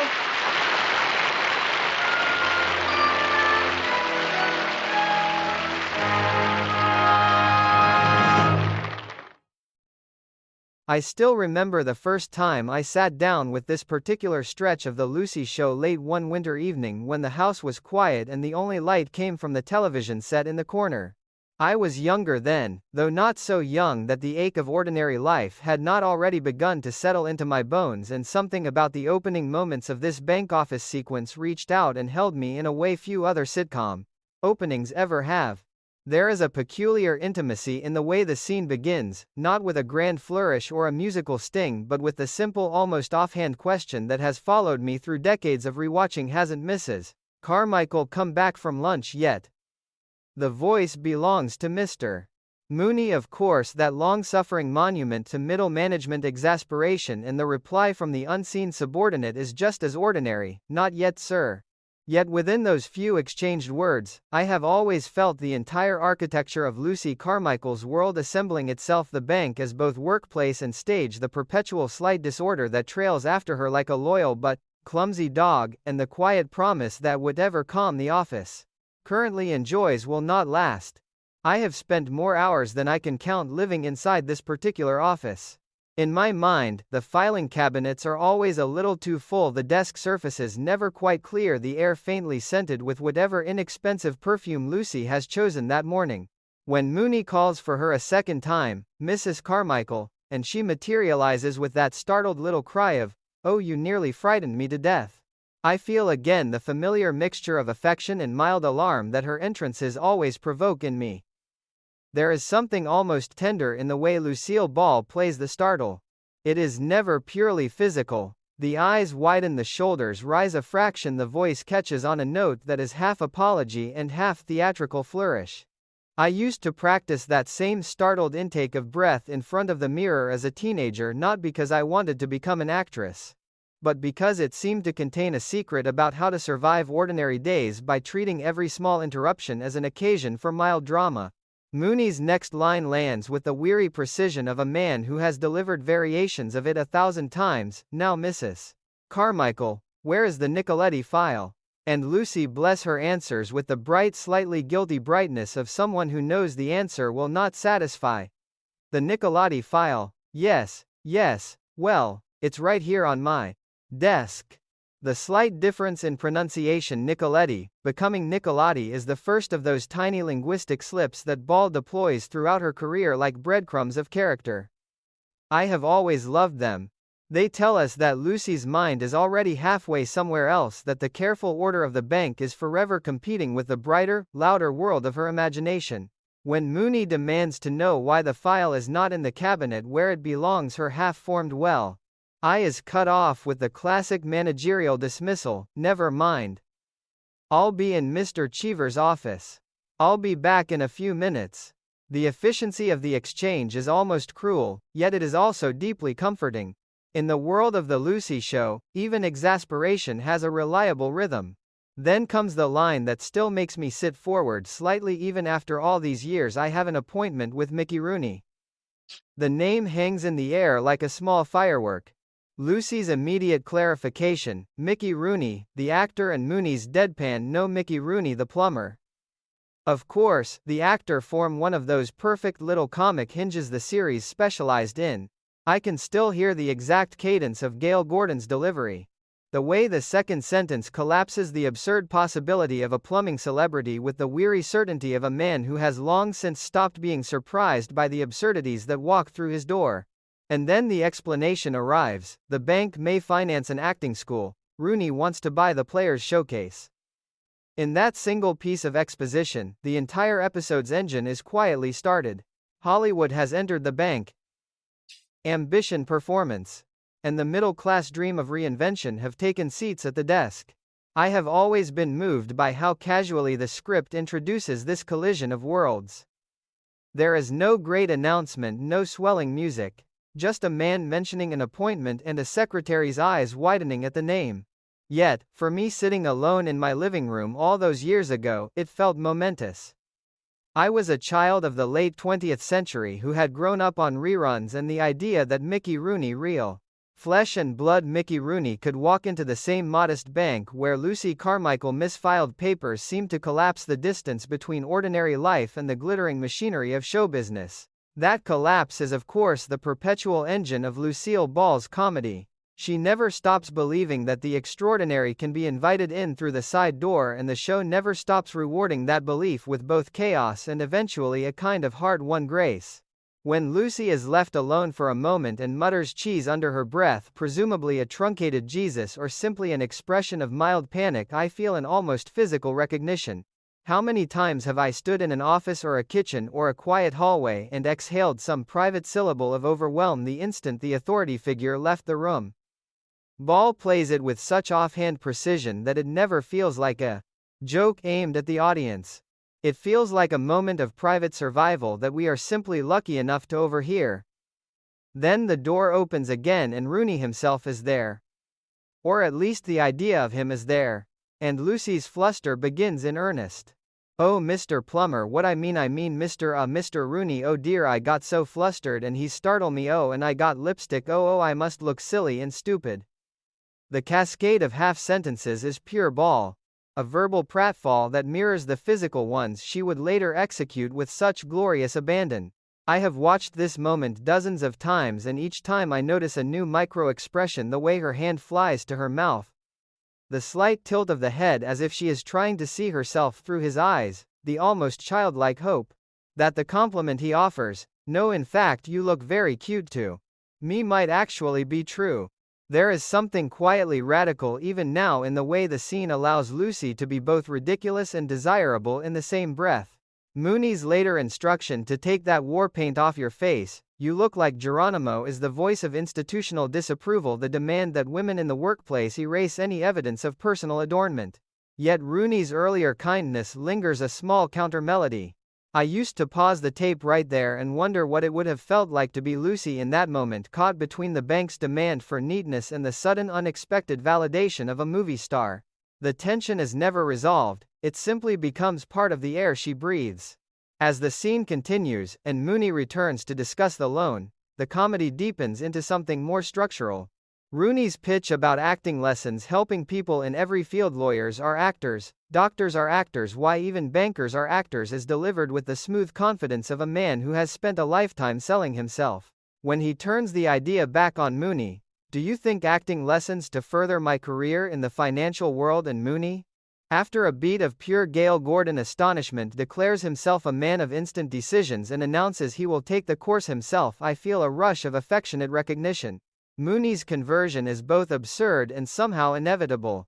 In the logic of the Lucy Show, the only way to control the chaos Lucy introduces is to join it, however reluctantly. His subsequent recommendation that the loan be approved, sealed with the dry observation that any man who has paid the alimony Rooney has paid must be a hard worker, is one of those perfectly calibrated Gordon lines that still make me laugh out loud in an empty room. What moves me most, though, is the way the scene quietly establishes the emotional stakes that will carry through the rest of the composite episodes. Lucy's longing is already visible. She has watched a real star walk into her ordinary workplace, and treat the idea of transformation as something practical, almost mundane. When she later corners Rooney and confesses her own desire to take lessons, the groundwork has been laid here in this modest bank office. Among the misplaced files and the half-finished sentences, I have always believed that the deepest comedy in Lucille Ball's work comes from the collision between the life one is given and the life one insists on inventing. This opening sequence stages that collision with such economy and warmth that I still feel each time I return to it as if I am being invited back into a conversation that never quite ended. Sitting here now years later, I can close my eyes and reconstruct the entire geography of that office. The desk where the Nicoletti file waited in plain sight, the doorway through which Mickey Rooney first appeared, the particular quality of light that always seemed to fall across Lucy's face when she realized the day had just become larger than she expected. The scene is only a few minutes long, yet it contains whole continents of feeling for me, nostalgia for a television era that believed ordinary people deserved extraordinary interruptions, affection for two performers who could turn bureaucratic irritation into something almost tender, and a private gratitude that these moments still exist, waiting to be re-entered whenever the world outside grows too quiet or too sharp. In the end, that is what this opening has always given me, not merely laughter, though there is plenty of that, but the strange sustaining sense that chaos, if met with enough heart and enough lipstick, might still turn out to be a kind of invitation. I have never quite recovered from the particular way Lucille Ball enters the frame when Mickey Rooney first appears in that bank office. There is a quality of startled brightness about her that still catches me off guard even after decades of returning to this scene. One moment she is alone with the mild panic of a misplaced file and the private syllable cheese, and the next the door has opened and a genuine movie star is standing in the ordinary light of a Tuesday afternoon. The transition is so abrupt, so unceremonious that it feels less like a scripted entrance and more like the sudden arrival of a dream one has not quite prepared for. I used to rewind this moment on the old VHS tape until the tracking lines appeared, trying to catch the exact second when Lucy's face changes from internal fluster to external performance. It is never a single expression. It is a cascade, the eyes widening, the mouth opening on an unfinished thought, the hand rising instinctively toward her face as if to hide whatever evidence of ordinary life might still be clinging there. Oh, Mr. Plummer, what I mean Mr. Rooney, oh dear. The line is a masterpiece of verbal stumbling, and Ball delivers it with the precise rhythm of someone whose mind is racing 3 steps ahead of her tongue. I have always loved the way she corrects herself in real time, the little self-interruptions that feel less like comedy writing and more like the authentic texture of embarrassment. When she continues, I got so flustered and he startled me, oh, and I got lipstick, oh, I must look silly and stupid, I feel an almost physical sympathy. How many times in my own life have I stood in front of someone whose presence suddenly made me aware of every small imperfection? The lipstick becomes in that instant more than a cosmetic detail. It is the visible proof that Lucy has been living an ordinary day, that she has not spent the morning preparing to meet a legend. The admission is both comic and strangely brave. She does not try to hide the evidence, she names it out loud as if confession might somehow lessen the mortification. And then Rooney answers her with a gentleness that still surprises me. No, in fact, you look very cute to me. The line is simple, almost offhand, yet in the context of the scene, it carries an unexpected weight. I can still remember the first time I heard it, sitting cross-legged on the floor of a childhood living room and feeling a small private rush of relief on Lucy's behalf. Someone had looked at her in the middle of her fluster and chosen kindness. Ball's reaction is equally precise. The soft "oh thank you yes" that follows is not the polished gratitude of a woman accustomed to compliments. It is the slightly dazed acceptance of someone who has just been given an unexpected gift. There is a tiny pause after the words, a half-second in which her face softens, and in that half-second I have always seen the entire emotional architecture of Lucy Carmichael, the perpetual hope that the world might against all evidence turn out to be kinder than it usually is. Mooney's return interrupts the moment with characteristic efficiency. Mr. Mooney, I'll be back in a moment. I know you have an appointment with him to discuss your acting school. The line is spoken by Lucy, but it is really Mooney's presence that reasserts the bank's gravitational pull. Gail Gordon had a genius for entering a scene already exasperated, as if the very air of the office offended him. When he tells Lucy to get on with her filing, the instruction lands with the force of a small administrative slap. Yet even here the comedy is layered. Lucy's compliance is only partial, her attention remains fixed on Rooney in the small exchanges that follow. That's right. Oh, Mr. Rooney, oh, Mr. Rooney, oh, I hope I haven't kept you waiting, are delivered with the breathless eagerness of someone who has decided in the space of a single conversation that this encounter might change the shape of her afternoon. I have spent years thinking about the particular quality of Lucy's attention in this scene. It is not the calculated interest of a social climber. It is closer to the hungry curiosity of a person who has lived too long inside the narrow walls of routine and has suddenly been offered a glimpse of a larger stage. When Rooney assures her that he has only just arrived and Mooney dryly confirms yes, he just got here, the three-way rhythm of the dialogue becomes a quiet study in competing desires. Mooney wants the meeting to proceed with professional efficiency. Rooney wants to discuss his acting school. Lucy wants more than anything to remain inside the warm circle of the star's notice for as long as possible. The tension between these three wants is never stated outright, yet it hums beneath every line. The lipstick detail continues to haunt the scene in subtle ways. Later, when Mooney tells her to take that war paint off your face, you look like Geronimo, the earlier compliment from Rooney is suddenly reframed. What one man found charming another finds unprofessional. The contrast is never underlined by the script, but Ball's face registers it with exquisite clarity. There is a brief flicker of defiance, quickly suppressed, followed by the familiar retreat into the role of the slightly chastened employee. I used to pause the tape at that exact frame and study the micro-expressions, trying to decide whether Lucy was more wounded by the criticism or simply resigned to it. In the end, I decided it was both. The resignation is the armor. The wound is what the armor is protecting. What moves me most deeply about this sequence is the way it allows Lucy to be simultaneously ridiculous and radiant. The fluster is genuine. The lipstick is genuinely smudged. The verbal stumbles are not the polished pratfalls of a performer showing off. They feel like the authentic debris of a person caught off guard by joy. And yet through all of it, Ball maintains a core of dignity that never quite collapses, even when she is at her most scattered.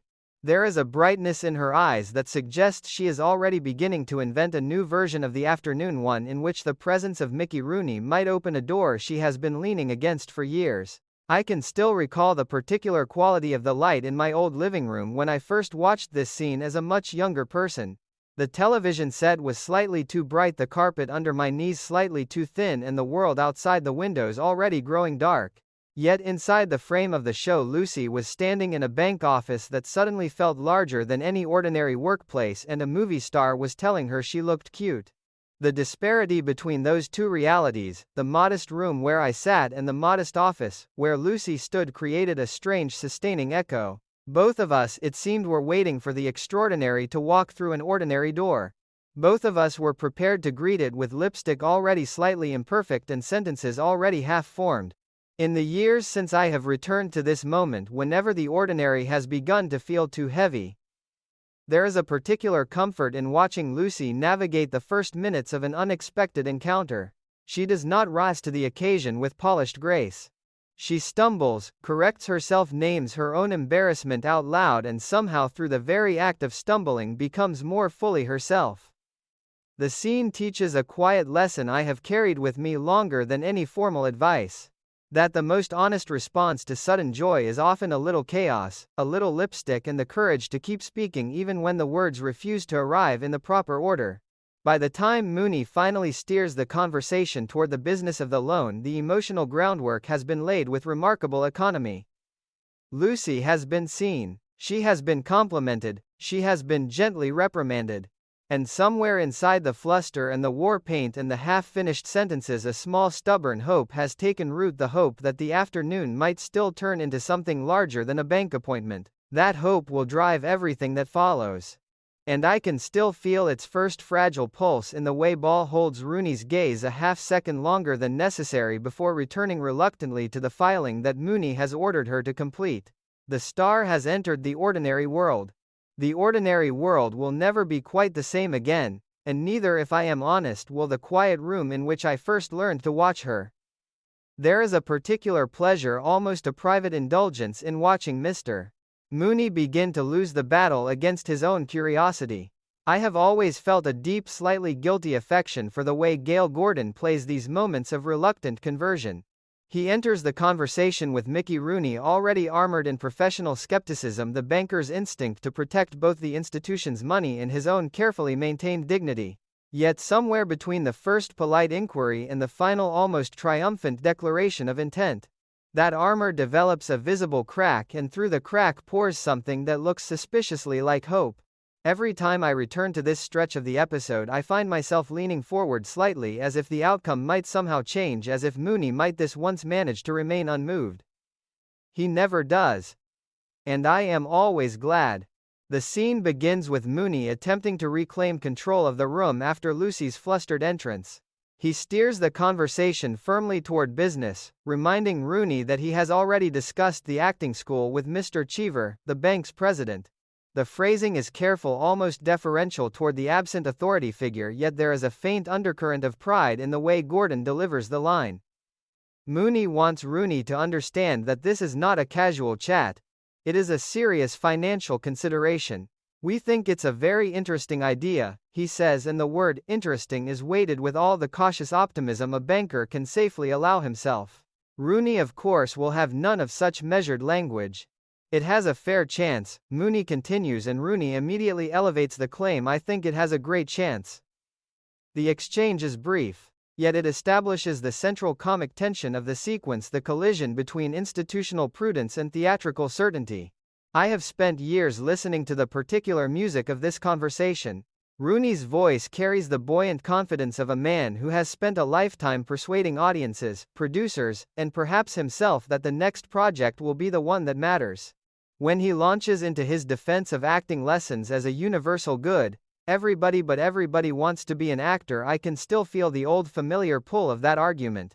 There was a time in my own life when I believed something similar, when the idea of performance seemed like a secret key that could unlock every locked door. Rooney presses the point with the skill of a born salesman. Lawyers are actors, doctors are actors, even bankers are actors. The last claim is delivered with a small knowing smile that Gordon receives with a visible twitch of the eyebrows.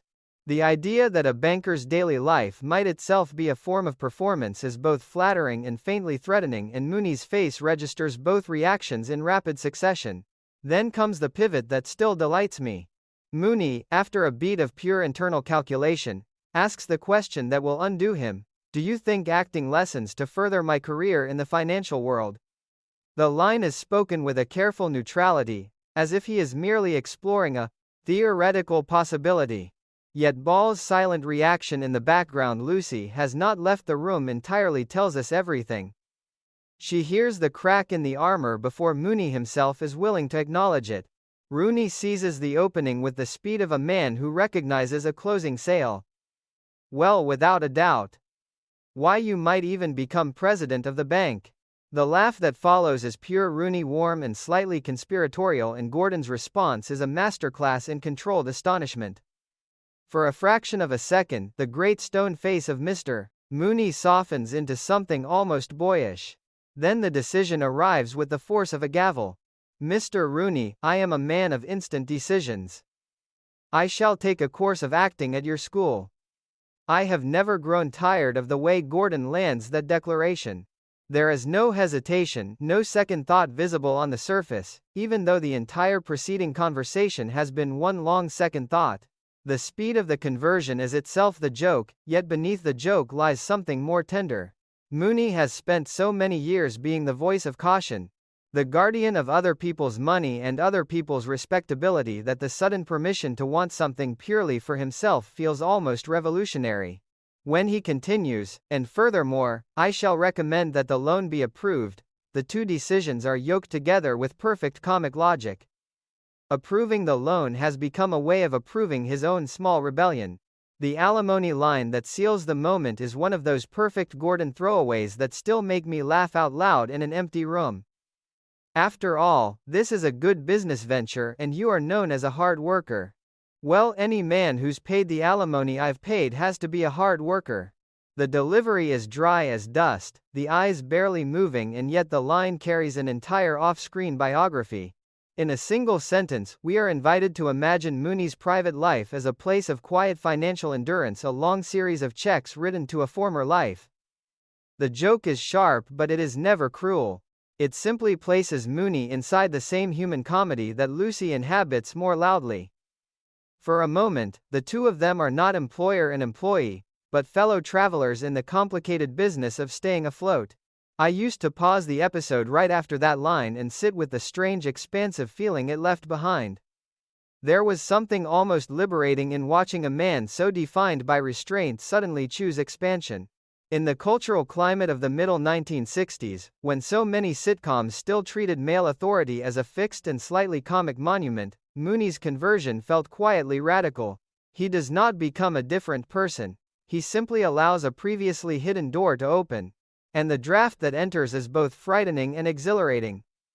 Lucy, watching from the edges of the scene, understands this better than anyone.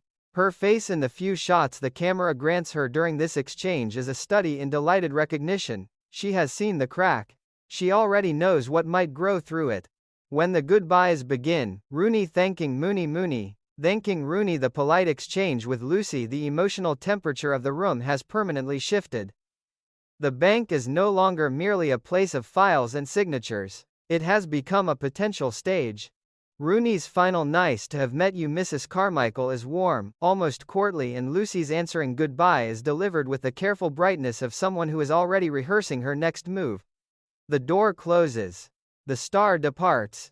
And in the sudden quiet that follows, Lucy turns to Mooney with the line that will set the rest of the afternoon in motion. "Mr. Rooney, I wanna borrow some money from the bank."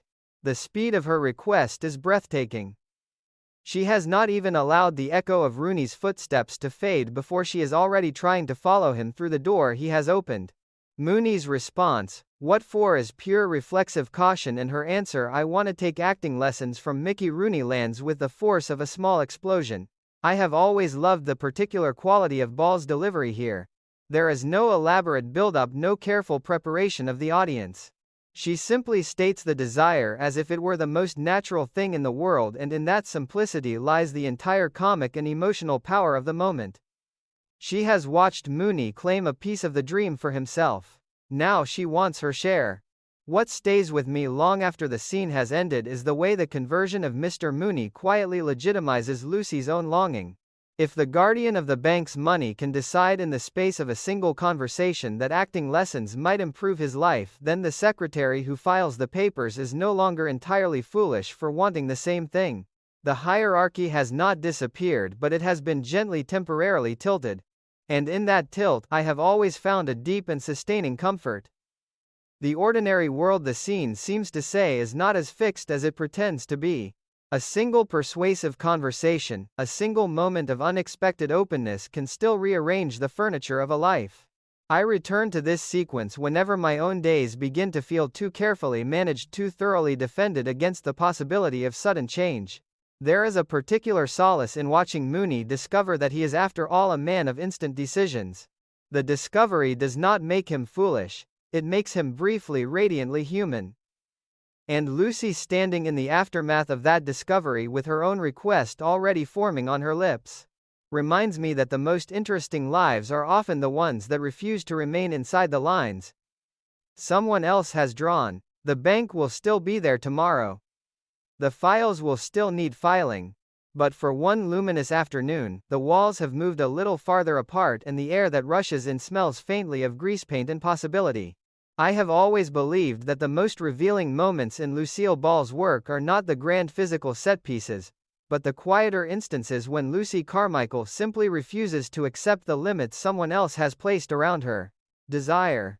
The sequence that follows Mooney's firm refusal is one of those instances, and it still moves me in ways I find difficult to explain completely. There is a particular quality of determined brightness in Ball's face as Lucy leaves the bank and makes her way to Rooney's acting school, a brightness that contains both hope and the clear knowledge that she is about to ask for something she has no conventional right to receive.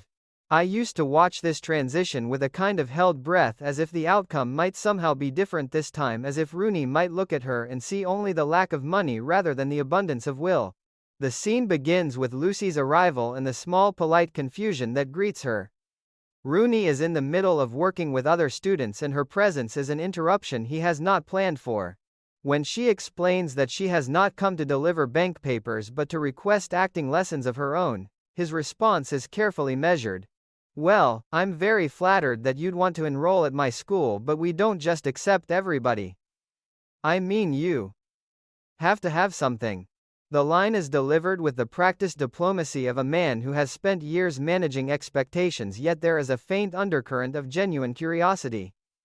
Ball's Lucy hears the opening and drives straight through it. "Oh well, you accepted Mr. Mooney. He has money." The observation is both accurate and gently devastating. In a single sentence, she names the quiet economy that governs so many of the world's opportunities, and the naming itself becomes a form of quiet rebellion. What follows is one of the most nakedly vulnerable exchanges in the entire composite of episodes.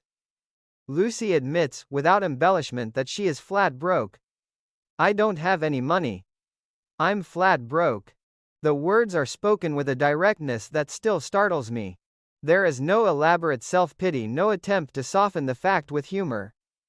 She simply states the condition of her life and then almost in the same breath refuses the most obvious solution. But I don't want free tuition. I'm willing to work around here in exchange for my lessons. The distinction is crucial. Lucy is not asking for charity. She is proposing a transaction in which her labor becomes the currency that purchases the dream. In the cultural context of the middle 1960s, when so many narratives still treated women's economic dependence as a gentle comic, given the clarity of this proposal feels quietly radical. She is not waiting to be rescued. She is offering to rescue herself through sheer, stubborn effort. Rooney's hesitation is beautifully played. Well, I just don't know. The uncertainty is real. One senses that he has encountered this particular request before and has learned to be careful with it. Yet Lucy will not allow the uncertainty to settle into refusal. She leans forward into the silence with a cascade of promises that still make my chest tighten with a complicated mixture of laughter and recognition. If you accept me as a student, I'll work so hard, I'll scrub the floors. I'll scrub the ceiling, I'll do anything you say. I'll make Cinderella look like a lazy slob. The hyperbole is pure Lucy, yet beneath the exaggeration lies a perfectly serious offer. Ball delivers the lines with a rising intensity that never quite tips into pure comedy. There is sweat in the performance, a visible expenditure of emotional energy that makes the plea feel costly. When she reaches the Cinderella comparison, the image is so vivid and so self-aware that I have always heard, underneath the laughter, it produces a quieter note of self-knowledge. Lucy knows exactly how the world sees women who clean other people's floors. She is willing to occupy that image if it will purchase even a small corner of the stage. The moment Rooney softens is one I have returned to more times than I can count. Wait a minute. You don't have to go that far. We can work out something equitable. I'm sure. The word equitable is doing a great deal of quiet work here. It suggests that Rooney has heard not only the desperation but the dignity inside the desperation. He is not offering charity after all, he is offering a negotiated exchange. Ball's response is immediate and almost overwhelming in its gratitude. Thank you. Thank you. You're wonderful, you're so wonderful, Mr. Rooney.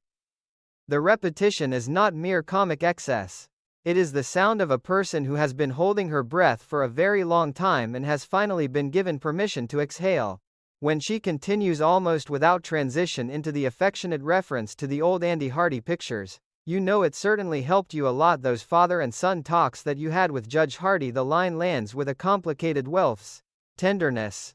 Lucy is both flattering the star and placing herself, however playfully, inside the same lineage of earnest American striving that those films once represented. Rooney's gentle correction, "Now look, don't thank me until you're accepted here," as a student is the necessary reassertion of reality. The dream has been acknowledged, but it has not yet been secured. He still has other students to attend to and the practical business of the school must continue.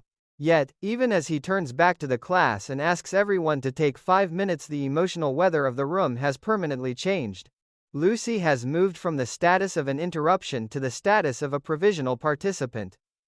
The difference is small, almost invisible to anyone who is not watching closely, but to me it has always felt enormous. I used to sit in the dark after this scene ended and feel a strange expansive quiet inside my own chest.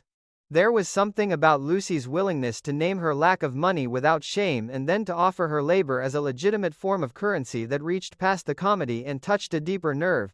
In my own life, there have been seasons when the gap between what I wanted and what I could afford felt absolute, when the only honest response seemed to be silence or retreat.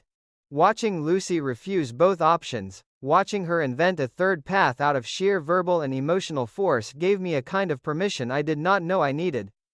The scene does not pretend that the path will be easy. Rooney's reluctance is never entirely erased. The other students are still waiting. The floors will still need scrubbing, yet the simple fact that the path has been imagined, spoken aloud and provisionally accepted is itself a form of victory. What stays with me most is the particular quality of Ball's physical presence during the plea. She does not remain still. Her hands move, her shoulders lean, her entire body seems to participate in the act of persuasion. It is as if the desire is too large to be contained in language alone and must be enacted as well as spoken.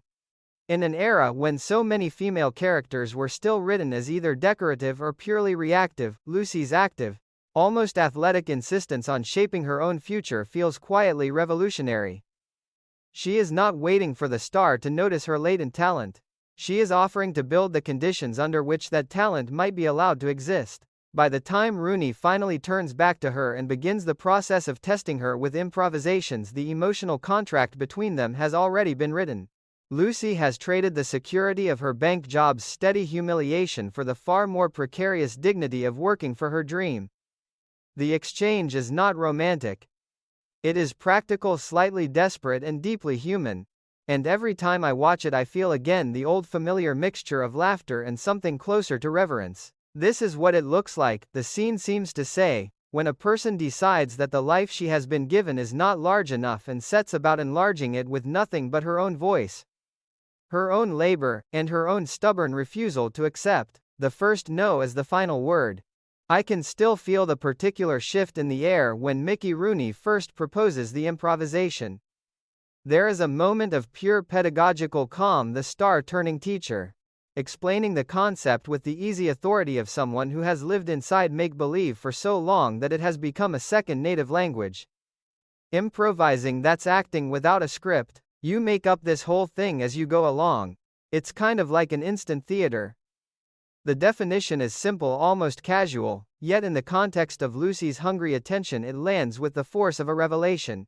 I used to pause the episode right there and sit with the quiet thrill of the idea. Instant theater, a whole world summoned out of nothing but two bodies, a shared premise, and the willingness to leap. For a woman who has spent years filing other people's papers and absorbing other people's refusals, the invitation must have felt like the sudden opening of a door she had been pressing against in secret. Rooney sets the scene with the brisk efficiency of a director who trusts his instinct. He will be the playboy husband. She will be the long-suffering wife.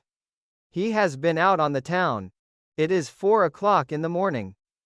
She has been waiting. The premises are classic, almost archetypal, the kind of domestic situation that sitcoms of the era return to again and again, yet there is nothing tired about the way Ball receives them. Her face in the brief seconds before Rooney says action is a study in concentrated readiness. The eyes sharpen, the shoulders settle, something inside her seems to gather itself the way a diver gathers breath on the edge of a high board. I have watched this preparatory stillness more times than I can count, and every time I feel a corresponding stillness open inside my own chest. We are about to witness one of those rare moments when Lucy Carmichael is given permission to stop managing the ordinary world and start inventing a new one. The word action is spoken and the transformation is immediate. Lucy does not ease into the role, she falls into it, or rather she rises into it with a kind of controlled abandon that still takes my breath. 4 o'clock in the morning, oh, where can he be? The opening line is already vibrating with a mixture of worry, accusation, and theatrical self-pity. Then Rooney enters the scene with a breezy, "What's new, pussycat?" and the collision is instantaneous and glorious. "Don't you pussycat me, you playboy. You staying out till 4 o'clock in the morning while long-suffering me waits up for you." The speed of the retort, the way Ball loads the phrase long-suffering me with both genuine grievance and a sly awareness of its own melodrama, is pure comic alchemy. She is not merely playing a wronged wife. She is playing a woman who has spent the lonely hours rehearsing this very confrontation and is now delivering it with the full force of accumulated feeling. What follows is a masterclass in the particular genius Ball brought to improvised or semi-improvised comedy. When Rooney claims he has been out with 3 scientists, Lucy's 3 scientists is sharp with disbelief. His explanation: "We made a very important discovery. Alcohol and gasoline don't mix. It tastes terrible," is the kind of throwaway gag that could easily have floated past without landing, yet Ball receives it with a physical reaction so precise that the joke suddenly deepens. The face falls. The shoulders drop. The entire body seems to register both the absurdity of the excuse and the deeper insult of its casual delivery. Then she pivots without missing a beat into the anniversary grievance. "Look at you coming home like this, and this is our anniversary and you didn't bring me a thing. the escalation is seamless. One emotional territory is abandoned the instant another richer one becomes available. I have always marveled at that instinct. Ball never clings to a comic beat past its moment of usefulness. She rides the wave of the scene exactly as far as it will carry her, and then leaps to the next crest without visible effort. The mink coat exchange remains one of my favorite small movements in the entire sequence. Rooney, still coasting on Playboy charm, claims he has bought her the blue mink she admired in the window. Lucy's face softens for a fraction of a second. Hope is always her most dangerous vulnerability before he completes the gag, I bought you a mop the same color. The deflation is exquisite. Ball does not explode, she simply absorbs the insult, lets it settle into her posture, and then channels the energy into the next threat, I'm going home to mother. Rooney's counter, your mother lives here, that's why I drink, is pure vaudeville timing, and Lucy's response is to raise the stakes again. Well, I'm leaving you. The scene has now become a rapid series of emotional escalations, each one building on the last, each one revealing another layer of the character's theatrical resilience. When Rooney finally drops the Playboy mask and begs her to stay, no, please don't leave me, darling. I need you. I want you. Lucy's bargaining is both comic and strangely moving. If I stay, will you stop drinking? The question is asked with a seriousness that momentarily cuts through the game. Rooney's promise is immediate and equally theatrical. I promise. And then, because the scene cannot end on pure sentiment, he undercuts it with the perfect button. All right. I'll stay. I'll drink to that. The laugh that follows is inevitable, yet I have always heard underneath the laughter a quieter note of recognition. This is what marriage looks like when it has been reduced to performance and counter-performance, when every genuine feeling must be protected by a layer of joke. Ball plays the final beat with a tiny, almost private smile that suggests Lucy the actress is already evaluating the scene even as Lucy the character is living it. Rooney's explosion of delight at the end, "You are sensational," is more than professional approval. It is the sound of a seasoned performer recognizing a kindred spirit. I can still feel the particular warmth of that affirmation every time I return to it. For Lucy, who has spent the day being told she cannot act, cannot borrow money, cannot have the life she wants, the word sensational lands like a sudden change in the weather. Ball receives it with a mixture of glowing pleasure and residual disbelief, as if part of her is still waiting for the compliment to be revoked. The exchange that follows, "I'm so excited being able to work with you," is delivered with such unguarded enthusiasm that I have sometimes found myself blinking back unexpected emotion. There is nothing calculated in it. It is simply the sound of a person who has been given a single, luminous piece of evidence that her private hunger might not be entirely foolish. I used to sit in the dark after this improvisation ended and feel a complicated expansion in my own chest. There was something about the speed with which Lucy claimed the role, the fearlessness with which she inhabited both the grievance and the comedy of the grievance, that felt like a form of permission. In my own life, there have been so many rooms where I was expected to remain the long-suffering one, the one who waits, the one who absorbs the late arrivals and the weak excuses without making a scene. Watching Lucy make the scene, watching her turn the waiting itself into a performance of such vivid, ridiculous, heartbreaking energy gave me a kind of secret map. It suggested that the feelings one is not supposed to display can still be given shape, that the very act of shaping them might be a way of surviving them. The gender politics of the premise are of course of their time. The long-suffering wife, the charmingly feckless husband, the comic negotiation of domestic power, these are familiar sitcom materials of the middle 1960s. Yet Ball's particular performance pushes against the familiarity. She does not play the wife as a passive vessel of complaint. She plays her as an active dramatist of her own condition, a woman who has decided that if she must suffer, she will at least suffer with style, with invention, with the full resources of her voice and body.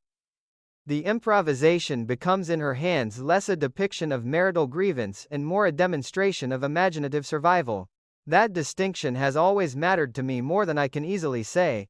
By the time Rooney declares the exercise a success, and begins to prepare the next one, Lucy has crossed an invisible threshold.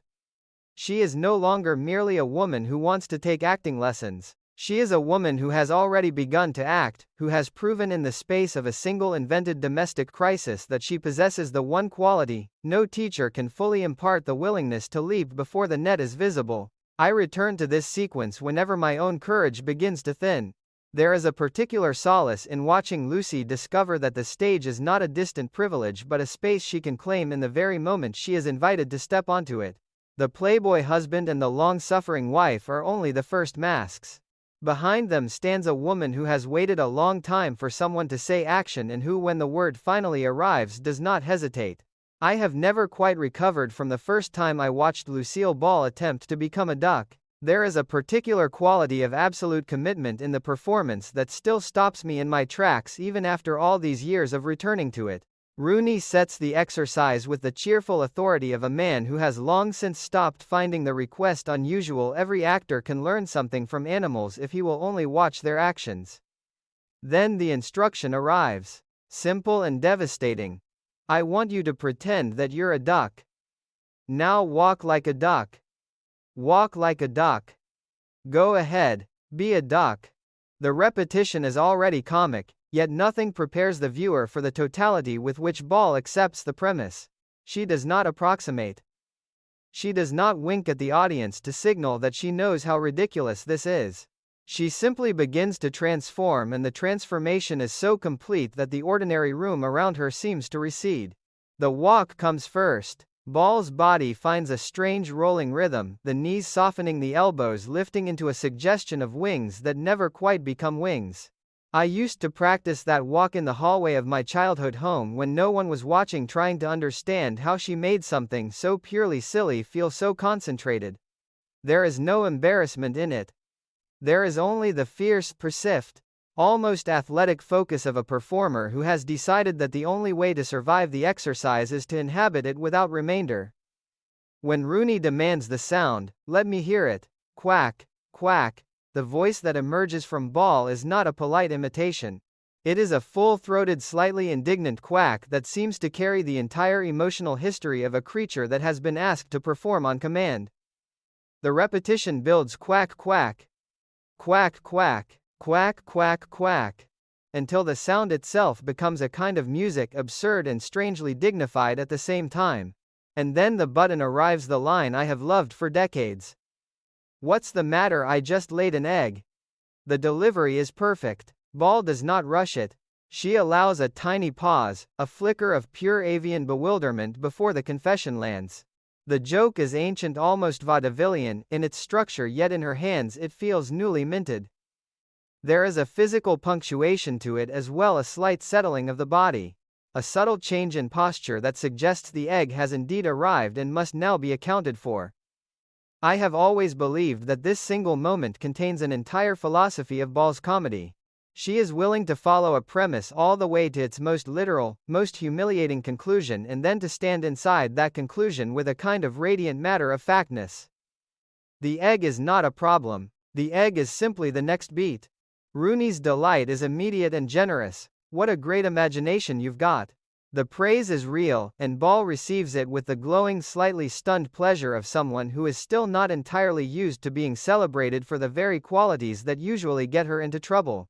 Then the exercise shifts. Instead of a duck, now we will be chickens.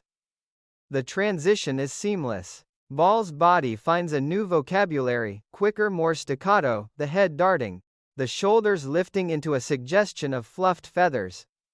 When Mooney enters and freezes in the doorway, the collision of worlds is almost violent in its comedy. His face, that magnificent Gale Gordon instrument of contained outrage, registers the scene with the slow horror of a man who has just discovered that the universe is even less orderly than he feared. Is that a new dance or a nervous disorder? The line is pure Gordon, dry as bone. And it lands with the force of a small administrative earthquake. Lucy's attempt to explain, "You see, Mr. Mooney, Miss Carmichael and I, we were just improvising," only deepens the absurdity. Mooney's response is a masterpiece of weary resignation. "Well, whatever it was, I hope there's a cure for it." I have laughed at that line for years, yet underneath the laughter there is always a quieter note of recognition. Mooney is the voice of the world that insists on remaining upright, that refuses to bend its knees into duck walks or chicken scratches. His presence in the room is a reminder that the freedom Lucy has just tasted is fragile, provisional, always at risk of being revoked by the return of ordinary authority. Yet Rooney, with the cheerful ruthlessness of a teacher who sees a teaching opportunity, refuses to let Mooney remain a spectator. Suppose we start out with some animal imitations. Mooney's protest is immediate and doomed. When Rooney assigns him the kangaroo, the resistance becomes physical. I don't think he begins, and Lucy, unable to resist, supplies the perfect needling completion. I think you'll be a wonderful kangaroo. You're always hopping mad. The line is a small dagger of affection and mockery, and Gordon receives it with the pained dignity of a man who knows he is about to lose this particular battle. What follows is some of the purest physical comedy the episode has yet offered. Mooney's attempt at hopping is a study in reluctant compliance. The body does not want to participate, the shoulders remain rigid. The face maintains its expression of outraged professionalism even as the feet make small, unwilling jumps. Ball watches with the delighted attention of a student who has just discovered that her teacher is as vulnerable to absurdity as she is. When Mooney's kangaroo collapses into pure clumsiness, Lucy's offer to demonstrate a better version is both generous and lightly competitive.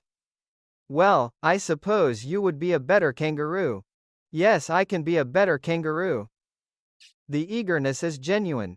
She has found a language she speaks fluently, the language of total physical commitment, and she is not yet ready to stop speaking it. Rooney's intervention is pragmatic and faintly ruthless. You make a fine kangaroo, but Mr. Mooney is a paying student. The reminder of economic hierarchy lands with a quiet thud. Lucy's face registers the demotion for only a fraction of a second before she recovers. If she cannot continue the exercise, she will at least transform the next task into an extension of it. When Rooney hands her the letters to mail and she answers all right, put them in my pouch, the line is a perfect tiny victory. The kangaroo has not been entirely banished. It has simply been put to practical use. I used to sit with this sequence long after the laughter faded, turning it over in my mind like a smooth stone. There was something about the progression from duck to chicken to kangaroo that felt like a secret map of Lucy's inner life. Each animal asked for a different kind of surrender. The duck required a rolling ground-level humility. The chicken demanded quick, nervous energy. The kangaroo insisted on a vertical, springing defiance. Ball met each demand without hesitation, as if the very act of becoming something other than human were a form of freedom she had been waiting for. In the cultural moment of the middle 1960s, when so many women were still being asked to contain themselves inside narrow codes of posture and voice, the spectacle of Lucy expanding into animal bodies felt quietly subversive. She was not reducing herself. She was multiplying herself. Mooney's reluctant participation has always moved me in a different way. There is a particular courage in his willingness to look foolish in front of his secretary, even if that willingness is extracted under protest. Gordon plays the hops with a kind of tragic dignity, as if the body is performing the actions while the spirit stands at a distance taking notes for a future complaint. The contrast between his rigid upper half and the small unwilling jumps of his feet is pure comic architecture. Yet beneath the comedy, I have always sensed a faint, unexpected tenderness. For a few seconds, the banker and the student are occupying the same absurd territory. The hierarchy has not disappeared, but it has been temporarily softened by shared ridiculousness. What stays with me most is the look on Ball's face when she is finally sent off with the letters. There is disappointment there, yes, but there is also a lingering spark of the creatures she has just inhabited. The duck, the chicken, and the kangaroo have not been entirely left behind. They have taken up residence somewhere behind her eyes, ready to be summoned again the moment the ordinary world grows too tight. I return to this sequence whenever my own life begins to feel too carefully human, too thoroughly locked inside the expected postures of adulthood. There is a particular solace in watching Lucy discover that the body contains more languages than the ones it is usually asked to speak. A quack, a hop, a sudden egg, these are not merely jokes. They are proofs of possibility, and every time I watch her offer them I feel again the old familiar expansion in my own chest, as if some long-folded wing has remembered for a moment how to open. I have never quite recovered from the first time I watched Lucille Ball attempt to become a duck. Even now, after so many years and so many returns to this stretch of the episode, the moment still arrives with the force of a private revelation. There is something almost sacred in the absolute seriousness with which she accepts the premise. Mickey Rooney, standing in the middle of his modest acting studio, offers the exercise with the cheerful authority of a man who has long since stopped finding such requests unusual. Every actor can learn something from animals if you just watch their actions, he says, and the line is delivered lightly, almost as a throwaway. Yet, for Lucy Carmichael, who has spent the better part of the day being told what she cannot have and cannot be, the invitation lands, like the sudden opening of a door she has been pressing against in secret for years. I used to pause the tape right there in the small interval between the instruction and her first movement and sit with the particular quality of readiness that settles over her face. It is not the readiness of a performer preparing to be amusing. It is the readiness of a person who has decided in a single heartbeat that the only way to survive the next few minutes is to disappear completely into whatever creature she has been asked to become. I want you to pretend that you're a duck, Rooney continues. Now walk like a duck. Walk like a duck. Go ahead. Be a duck. The repetition is already comic, the gentle bullying of a teacher who knows that hesitation is the enemy of invention. Ball does not hesitate. What happens next has always felt to me like one of the purest demonstrations of her genius. The transformation does not begin with the face or the voice. It begins in the knees. They soften, then bend into a strange, rolling gait that suggests both the waddle of a waterbird and the careful balance of a woman who is inventing the physics of an unfamiliar body in real time. The elbows lift not into full wings but into the idea of wings, a suggestion that never quite completes itself and is therefore more eloquent.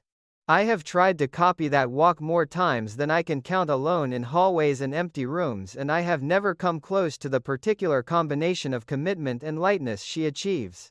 There is no winking at the audience. There is no residual self-consciousness visible in the shoulders or the neck. She has simply left the human world behind for a few luminous seconds, and the ordinary studio around her seems to recede in respect. When Rooney demands the sound, let me hear it, quack, quack. The voice that emerges is not a polite approximation. It is a full-throated, slightly indignant quack that seems to carry the entire emotional history of a creature that has been asked to perform on command. Ball does not produce a single quack and wait for approval. She builds a small symphony of them, varying the pitch and the duration, allowing the sound to become a kind of conversation with herself. Quack quack, quack quack, quack quack quack. The repetition is hypnotic. I used to find myself quacking quietly along with her in the dark of my living room, feeling both ridiculous and strangely free. There is a moment just before the famous button when the quacking seems to reach a peak of pure avian frustration, and then the line arrives with perfect, devastating timing.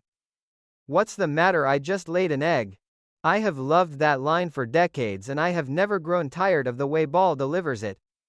She does not rush. She allows a tiny pause, a flicker of pure bewilderment that belongs equally to the duck and to the woman inside the duck before the confession lands. The physical punctuation is just as precise, a slight settling of the hips, a subtle change in the carriage of the spine that suggests the egg has indeed arrived and must now be accounted for. The joke is ancient, almost vaudevillian, in its structure, the kind of gag that could have been lifted from any number of earlier comedy traditions. Yet in her hands, it feels newly minted, as if no one had ever thought to combine the act of laying an egg with the precise emotional coloring of mild apology and private triumph. Rooney's explosion of delight, "What a great imagination you've got," is more than professional approval. It is the sound of a seasoned performer recognizing a kindred spirit. Someone who is willing to follow a premise all the way to its most literal and most humiliating conclusion without ever losing the thread of joy. The transition to chickens is seamless and somehow even more unhinged. Instead of a duck, now we will be chickens. Ball's body finds a new vocabulary. Almost before the sentence is finished, quicker, more staccato, the head darting in short nervous arcs, the shoulders lifting into a suggestion of fluffed feathers that never quite settles. The sound changes too. The quacks give way to a series of clucks and soft squawks that feel less like imitation and more like possession. I have always been struck by how completely she abandons the previous creature. There is no residual duck left in the chicken. The commitment is absolute, and the absolute quality of that commitment is what makes the comedy feel larger than mere silliness. She is not demonstrating that she can look foolish. She is demonstrating that she can disappear, and the disappearance itself becomes a form of power. It is into this charged atmosphere that Mr. Mooney arrives, and the collision of worlds is almost violent in its perfection. Gail Gordon's entrance is a masterclass in contained horror. The door opens. The eyes take in the scene. The face, that magnificent instrument of professional outrage, undergoes a slow, visible collapse. Is that a new dance or a nervous disorder?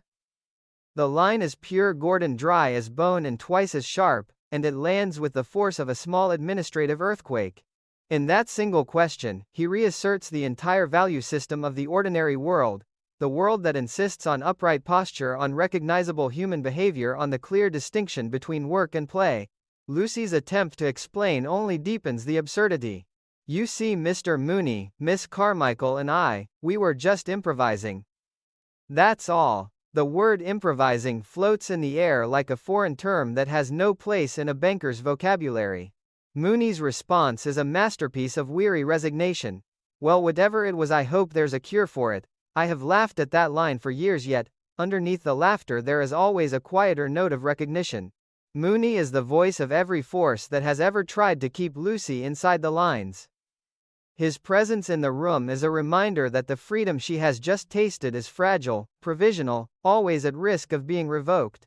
Yet Rooney, with the cheerful ruthlessness of a teacher who sees a living lesson, refuses to let Mooney remain a spectator. The suggestion that they begin Mooney's lesson with animal imitations is both pedagogically sound and comedically sadistic. Mooney's protest is immediate and doomed. When the kangaroo is assigned, the resistance becomes physical, visible in the rigid set of the shoulders and the faint recoil of the torso. Lucy, of course, cannot resist the opening. I think you'll be a wonderful kangaroo. You're always hopping mad. The line is a small dagger of affection and mockery, perfectly aimed, and Gordon receives it with the pained dignity of a man who knows he is about to lose a battle he never agreed to fight. What follows is some of the purest physical comedy the episode has yet offered. Mooney's attempt at hopping is a study in reluctant compliance. The body does not want to participate. The upper half remains locked in the posture of professional indignation, while the feet make small, unwilling jumps that never quite leave the floor. The contrast is exquisite. Ball watches with the delighted, slightly competitive attention of a student who has just discovered that her teacher is as vulnerable to absurdity as she is. When Mooney's kangaroo collapses into pure clumsiness, Lucy's offer to demonstrate a better version arrives with the eagerness of someone who has found a language she speaks more fluently than almost any other. Well, I suppose you would be a better kangaroo. Yes, I can be a better kangaroo. The willingness is genuine and slightly heartbreaking. She has tasted the freedom of total physical invention, and she is not yet ready to be sent back to the human world. Rooney's intervention is pragmatic and faintly ruthless. You make a fine kangaroo, but Mr. Mooney is a paying student. The reminder of economic hierarchy lands with a quiet, unavoidable thud. Lucy's face registers the demotion for only a fraction of a second before she recovers. If she cannot continue the exercise as a participant, she will at least transform the next task into an extension of the fantasy. When Rooney hands her the letters to mail and she answers with perfect, understated triumph, "All right, put them in my pouch," the line is a tiny luminous victory. The kangaroo has not been entirely banished. It has simply been put to practical use. The dream has been folded into the chore.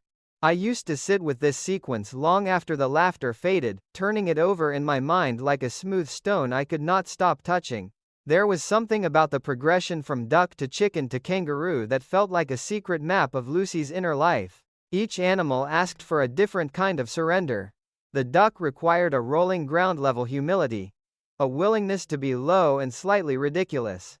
The chicken demanded quick, nervous energy, a kind of flustered vigilance that mirrored Lucy's own daily existence more closely than I think even she realized. The kangaroo insisted on a vertical springing defiance, an upward motion that refused to stay earthbound. Ball met each demand without hesitation, as if the very act of becoming something other than human were a form of freedom she had been rehearsing in private for years. In the cultural moment of the middle 1960s, when so many women were still being asked to contain themselves inside narrow codes of posture, voice, and emotional display, the spectacle of Lucy expanding into animal bodies felt quietly subversive. She was not reducing herself to the animal. She was multiplying herself beyond the human, and the multiplication itself became a form of resistance. Mooney's reluctant participation has always moved me in a different, more complicated way. There is a particular courage in his willingness to look foolish in front of his secretary, even if that willingness is extracted under protest and performed with visible suffering. Gordon plays the hops with a kind of tragic dignity, as if the body is performing the required actions while the spirit stands at a cool distance taking detailed notes for a future memo of complaint. The contrast between the rigid upper half and the small unwilling jumps of the feet is pure comic architecture, yet beneath the architecture I have always sensed a faint, unexpected tenderness. For a few seconds, the banker and the aspiring actress are occupying the same absurd territory.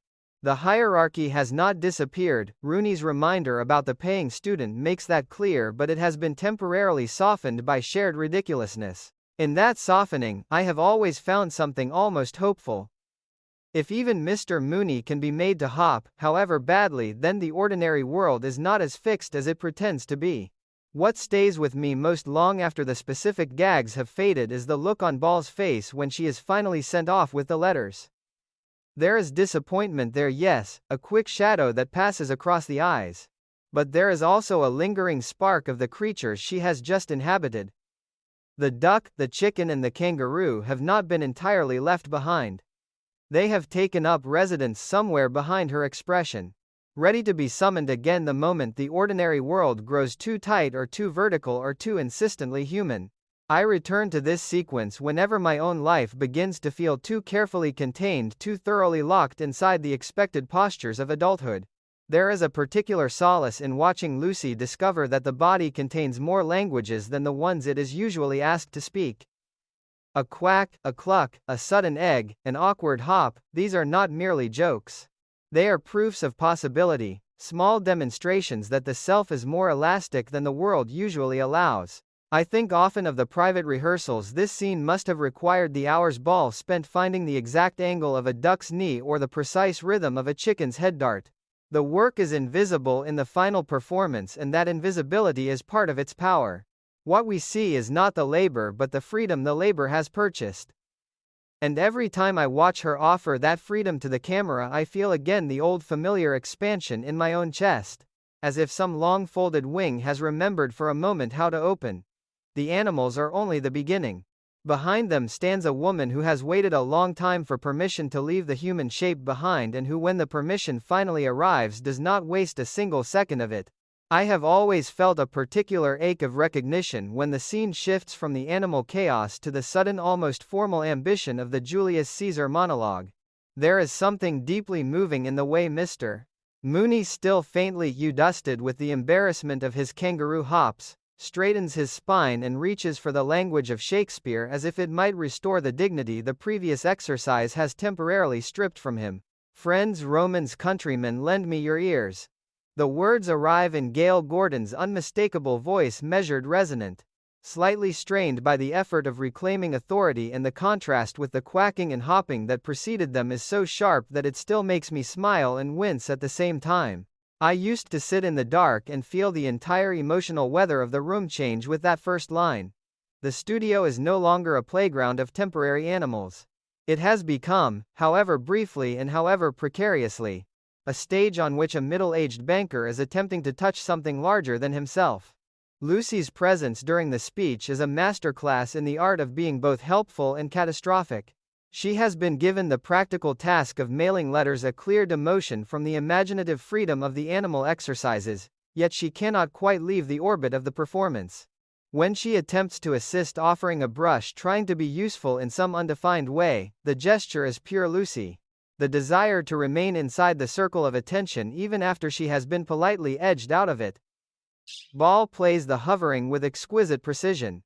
There is eagerness in the shoulders, a bright readiness in the eyes, and underneath both a faint, stubborn refusal to accept that her turn is over.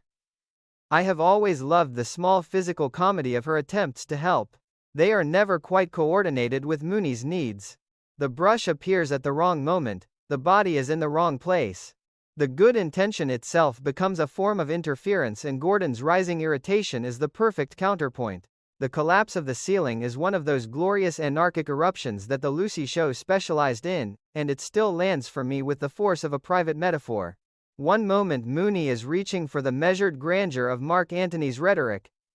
The next, the physical world itself has decided to interrupt. The plaster comes down with a comic finality that feels almost editorial, as if the building has grown tired of the pretension and chosen to punctuate the speech with its own blunt commentary. Ball's reaction is instantaneous and multilayered. There is genuine startlement, a quick protective movement, and then the rapid transition into practical crisis management. "Get something to clean it up, will you please, dear?" The speed with which she pivots from artistic aspiration to domestic damage control has always struck me as one of the most truthful things about the character. Lucy can dream in iambic pentameter, but she is also the person who knows where the broom is. Mooney's outrage at the interruption is pure Gordon, a magnificent eruption of wounded dignity. "I didn't do it on purpose. I didn't do it. You're trying to ruin my speech."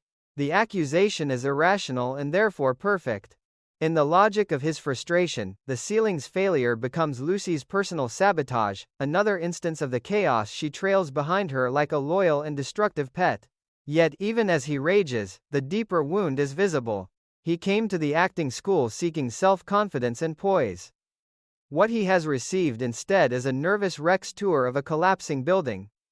The irony is so neat it almost hurts. I used to pause the episode right there and sit with the strange tenderness I felt for both of them, the banker who wanted to touch greatness and the secretary who could not stop the ordinary world from falling on his head.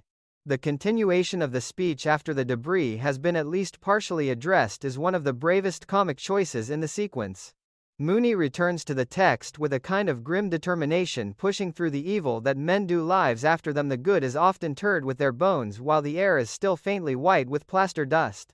The juxtaposition is exquisite. High rhetoric and low catastrophe occupy the same frame, and neither is allowed to cancel the other. Ball's silent reactions during this second attempt are a study in conflicting impulses. Part of her is still trying to be useful. Part of her is fighting laughter. Part of her, I have always believed, is quietly thrilled that the classical exercise has been forced to coexist with the same physical anarchy that defines her own comic presence. The ceiling has not ruined the speech. It has simply democratized it. When the mutual recriminations begin, "I came here for self-confidence and for poise and I'm a nervous wreck. What about me? I've been working my fingers to the bone for a whole week and I haven't even had a lesson." The scene opens into one of its most honest emotional territories. Both characters are telling the truth. Mooney's investment of money and dignity has so far purchased only humiliation and falling plaster. Lucy's investment of labor and hope has so far purchased only errands and the privilege of watching someone else perform. The symmetry of their grievances is quietly devastating. Rooney's intervention, when it finally arrives, is pragmatic and faintly parental. He calms them both, then offers the promise of the next evening's pantomime sketch as a kind of temporary peace treaty. Everyone will have a chance. The art of silence will be celebrated. The line about Lucy opening her mouth but saying nothing, well, that should be right up your alley, is a small perfect needle, and Ball receives it with the complicated mixture of indignation and reluctant amusement that she has made her a signature. I have spent years thinking about the particular resonance of the Julius Caesar fragment inside this episode. In the middle of a narrative so concerned with money status and the practical barriers to artistic aspiration, the sudden appearance of Shakespeare feels almost utopian. Mooney is not reaching for the language of the bank or the language of domestic complaint. He is reaching for a rhetoric of public persuasion and historical weight, a language that once moved crowds and toppled regimes. The fact that the ceiling falls on him in the middle of it does not, for me, cancel the aspiration. It simply places the aspiration inside the same fragile physical world that Lucy has always inhabited more comfortably than he has.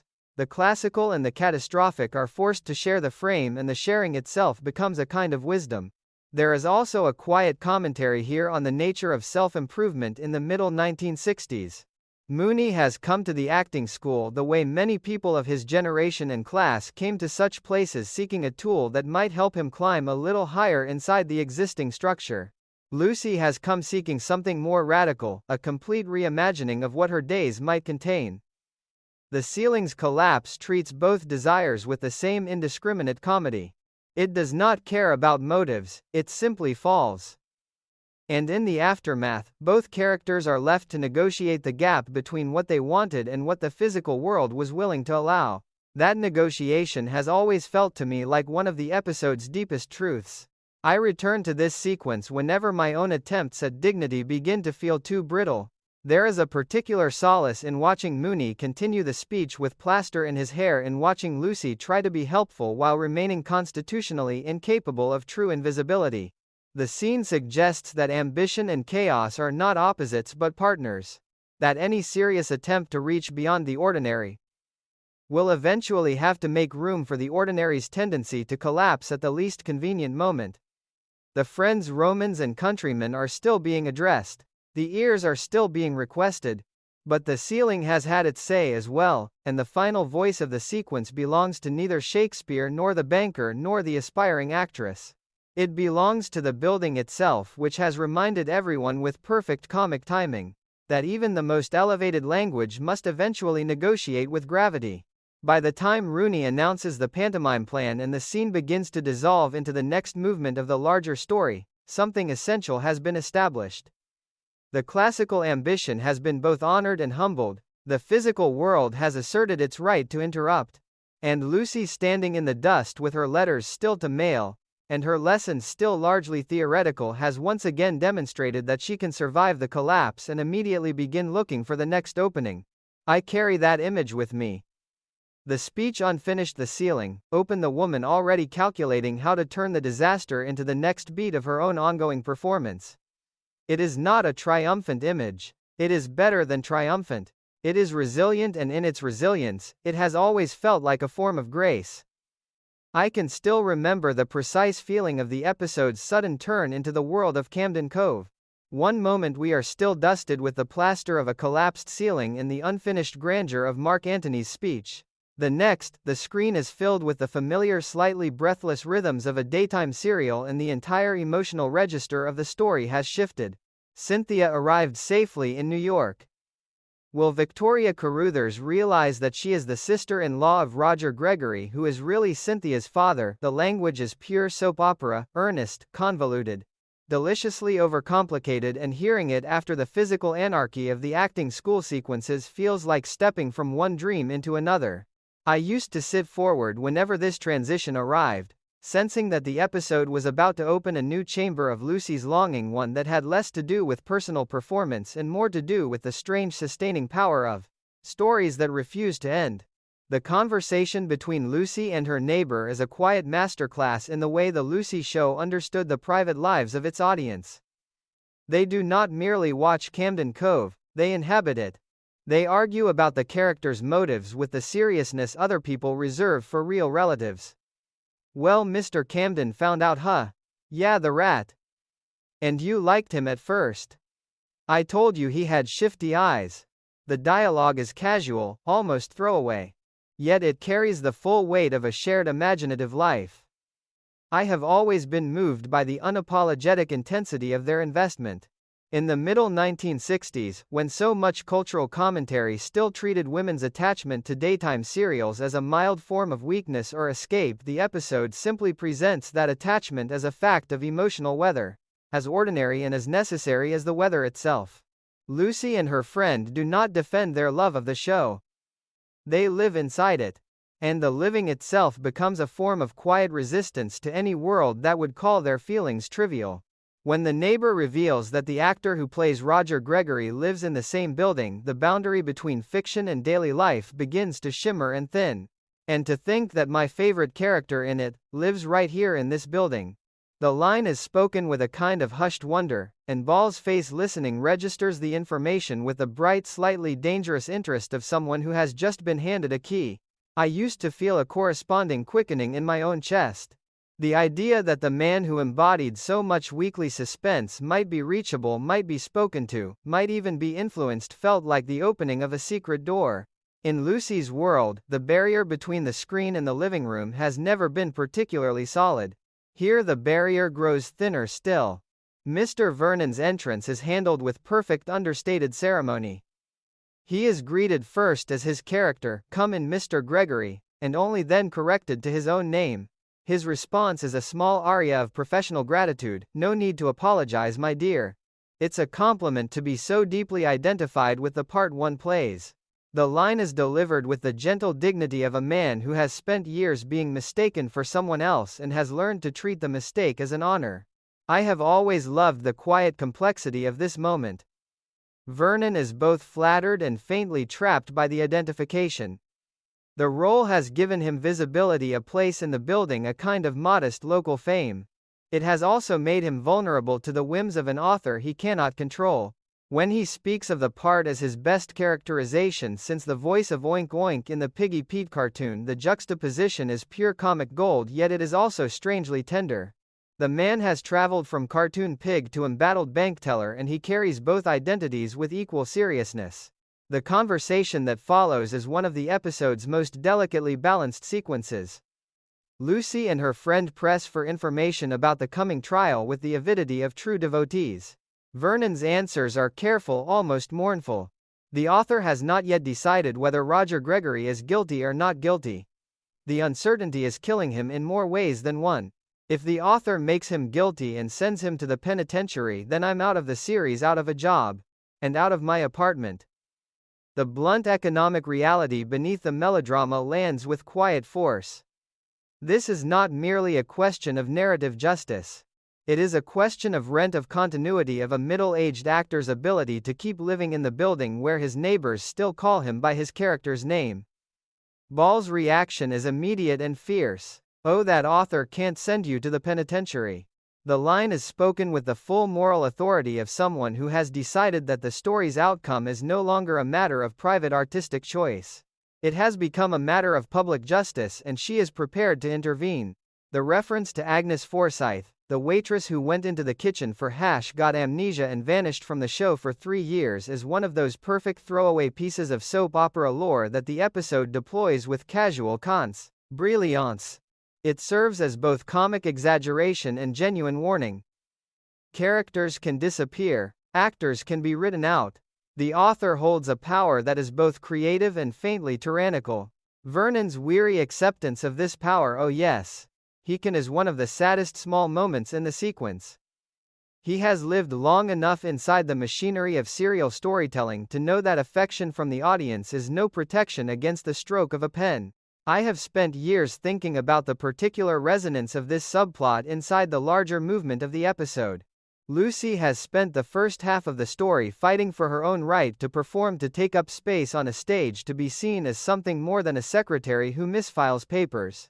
Now she encounters a man whose entire professional existence depends on the continued visibility of a fictional character, and her response is instantaneous solidarity. The shift feels less like a change of subject and more like a deepening of the same hunger. Whether the stage is a modest acting studio or a national television broadcast, the terror of being erased remains constant. Lucy recognizes that terror because she has been living on the edge of it herself. There is also a quiet meta layer here that still delights me. The Lucy Show is itself a weekly serial of sorts, a continuing story about a woman who refuses to stay inside the lines drawn for her. By turning its attention to the plight of a soap opera actor, the episode gently folds its own form into the narrative. We are watching a comedy about the precariousness of performance while sitting inside a structure that depends on the continued performance of its star. The parallel is never underlined, yet it hums beneath every exchange between Lucy and Vernon. When she promises that everything will be all right, the reassurance carries an extra weight. She is not merely comforting a neighbor. She is speaking, however unconsciously, to the entire fragile contract between actor and audience, between story and the people who need the story to continue. The final moments of the sequence as Vernon prepares to leave and Lucy stands in the doorway with her friend are filled with a particular kind of determined quiet. Believe me, if I had anything to say about it, he wouldn't be found guilty. The line is spoken almost to herself, yet it lands like the first clear statement of a new campaign. I used to feel a small thrill of anticipation whenever I heard it. Lucy has moved from personal ambition to a kind of narrative activism. She is no longer content merely to seek her own place on the stage. She is prepared to fight for someone else's place as well. The impulse is pure Carmichael, impulsive, impractical, and rooted in a deep, almost instinctive sense of fairness. The author may hold the pen, but Lucy has decided that the story now belongs at least in part to the people who love it. I return to this stretch of the episode whenever the world begins to feel too indifferent to the stories that sustain ordinary lives. There is a particular solace in watching Lucy recognize that the boundary between the screen and the living room is permeable, that a man who lives down the hall can also live inside a weekly dream shared by millions, and that the fate of that dream is worth fighting for. The soap opera may be melodramatic, its plots gloriously convoluted, its characters subject to amnesia and sudden disappearance. Yet the needed answers is real. Lucy understands that need because she lives inside a version of it herself. And when she turns from the closed door with the light of impending action already gathering in her eyes, I feel again the old familiar expansion in my own chest. The story is not finished. The verdict has not yet been written. And somewhere in a modest apartment building, a woman who has never been content to remain a spectator is already beginning to invent the next scene. I have always believed that the moment Lucy Carmichael decides to take direct action on behalf of Roger Gregory is one of the purest expressions of her character in the entire composite of episodes. There is no long deliberation, no careful weighing of consequences. The thought process is almost visible on Ball's face as she stands in the quiet aftermath of Mr. Vernon's visit. First the sympathy, then the indignation, then the sudden luminous arrival of a plan. That's enough thinking. This calls for action. I'm gonna go see Peter Shannon. The line is spoken with the calm certainty of someone who has crossed an invisible threshold. I used to feel a corresponding quickening in my own chest whenever the episode reached this point. Lucy has moved from the realm of private longing into the more dangerous territory of narrative intervention. She is no longer content to watch the story. She has decided to rewrite it. The preceding conversation with Mooney only sharpens her resolve. His refusal to surrender Peter Shannon's telephone number is pure institutional self-protection. Mr. Shannon likes privacy. If I gave his telephone number to a snoopy busybody like you, he would close his account, yet the very force of the refusal seems to confirm for Lucy that the author is reachable, that the wall around him is not absolute. When Mooney describes his occasional business visits to Shannon's rustic hideaway cabin atop Coldwater Canyon where he concocts that mushy slop, the image lodges in Lucy's imagination like a destination. I have always loved the way Ball plays the listening in this scene. She does not argue. She simply absorbs the information she needs and begins already to invent the version of herself who will walk through the author's door. The first disguise arrives with the cheerful audacity that is Lucy's hallmark. She appears at Shannon's cabin as a gardener sent by the Los Angeles Garden Club on a mission to eradicate Japanese beetles. The accent is broad, the syntax deliberately broken, the entire performance, a pure construction of cheerful incompetence and hidden purpose. Me gardener sent by Los Angeles Garden Club. Me get rid Japanese beetle. Ball commits to the voice with the same absolute seriousness she once brought to the duck and the kangaroo. There is no residual winking, no visible seam between the actress and the role. She has decided that the only way to reach the man who controls Roger Gregory's fate is to become someone he will not immediately dismiss, and the gardener is her first brilliant solution. What follows is a masterclass in the comedy of competing concentrations. Shannon is trying to finish the trial scene. He has not eaten, has not slept, has not spoken to his wife in 4 days, an admission he immediately undercuts with the perfect parenthetical that shows you how nervous I am. I'm not even married. The line is a small jewel of character, writing, and the actor delivers it with the frayed desperation of a man who has lived too long inside his own unfinished pages. Lucy's gardener meanwhile is busy misunderstanding everything in sight. A semicolon on the manuscript becomes a spider. The act of writing becomes right stolly. The soap opera itself is transformed into Crumb and Crow, a phrase so perfectly distorted that it still makes me laugh out loud in an empty room. Each misunderstanding is a tiny act of sabotage, a way of keeping Shannon off balance while she slowly steers the conversation toward the only subject that matters. The phone call from Pussycat interrupts the duel with perfect timing. Shannon's voice changes, becomes smoother, more performative. He promises the caller a part on the jury, assures her that the scene is nearly finished. Lucy's gardener listens with the bright predatory attention of someone who has just been handed a new piece of the puzzle. When the call ends and Shannon attempts to return to work, she is ready. The conversation about the verdict begins in earnest, filtered through the broken English of the disguise yet unmistakable in its intent. Are you going to send Mr. Gregory to jail? The mispronunciation is pure Lucy, a small continued rebellion against the author's control of names and fates. Shannon's casual "why not I could make him guilty" is met with the full force of her borrowed identity's disapproval. The threat that follows her large extended family in Pasadena, Glendale, Cucamonga, and Hollywood will abandon the show is both ridiculous and strangely persuasive. In the logic of daytime television, audience numbers are the only real currency. Lucy has simply decided to invent a larger audience than the one she actually commands. I have spent years thinking about the particular courage of this sequence. Lucy is not a powerful person. She has no official standing, no professional leverage, no economic hold over Peter Shannon. What she possesses instead is an absolute refusal to accept that the story belongs solely to the man who writes it. The characters, she insists, also belong to the people who have lived with them week after week, who have worried over them, who have rearranged their own emotional weather to make room for the next cliffhanger. In the cultural context of the middle 1960s, when the relationship between mass audience and creative authority was still largely one of passive reception, Lucy's intervention feels quietly radical. She is claiming a form of co-authorship based on nothing more than sustained attention and moral feeling. The physical comedy of the disguise only deepens the emotional stakes. Ball's gardener is constantly in motion, peeking over shoulders, pointing at punctuation marks, offering unsolicited commentary while Shannon grows increasingly frayed. The more desperately he tries to protect the solitude required for creation, the more inventively she invades it. Yet the invasion is never purely destructive.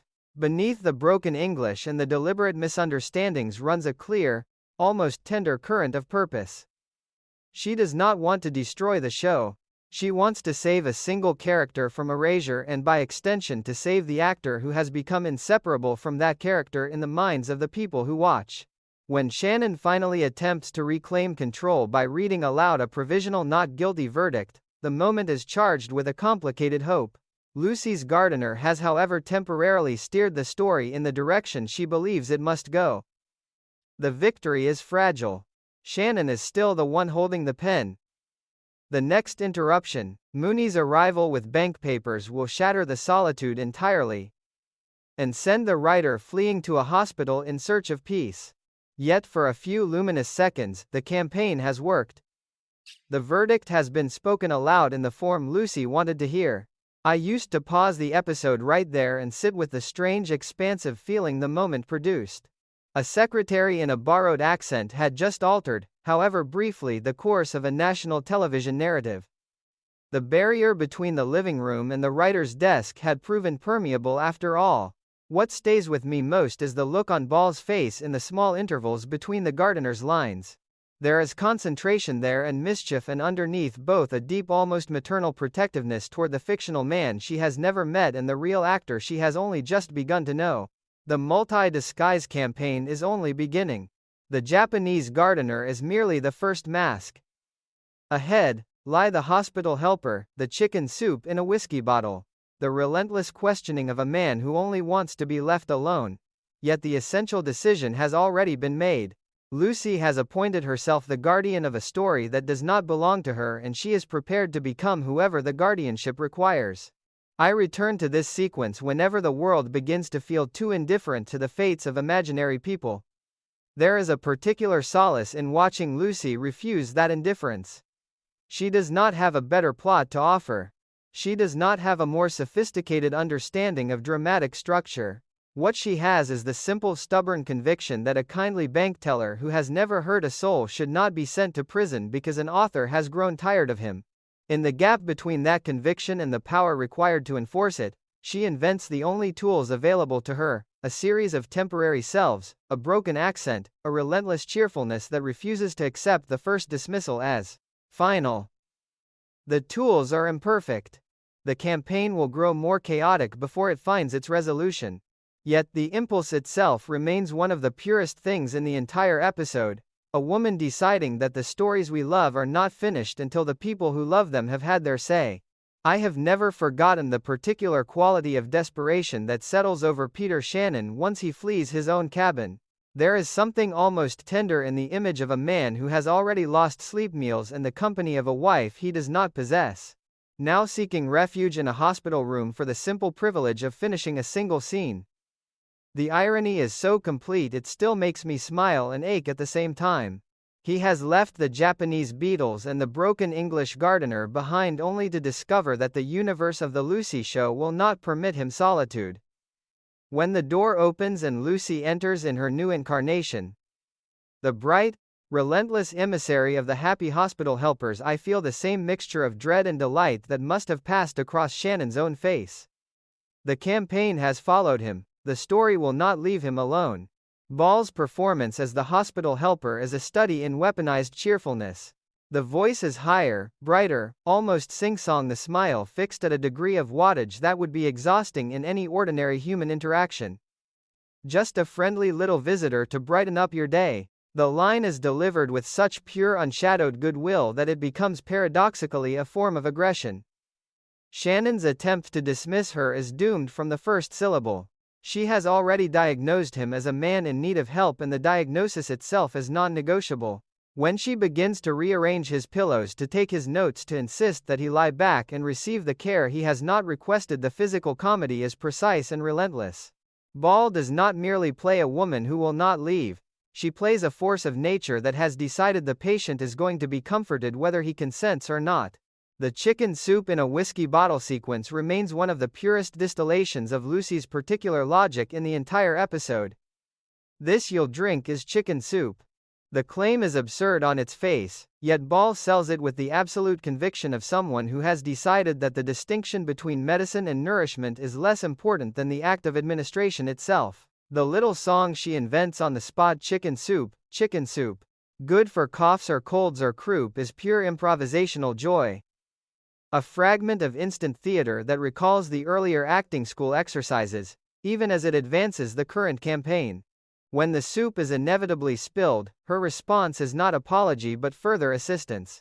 The notes must be protected, the patient must be wiped down. The care must continue. I used to watch this stretch with a kind of held breath, marveling at the sheer stamina of the performance. Ball never lets the helper's smile crack. The more Shannon resists, the more brightly she shines. The revelation that he is the writer of Camden Cove produces one of the great comic pivots of the sequence. Lucy's hospital helper undergoes an instantaneous transformation from general-purpose comforter to targeted interrogator. The favorite program declaration, "I never missed an episode from the day it went on the air," is delivered with the fervor of a true believer, and the subsequent claim that she watches it 4 times a week despite its 3-day broadcast schedule is pure, gleeful exaggeration. Ball leans into the absurdity without ever abandoning the character's essential sincerity. This woman does not merely like the show.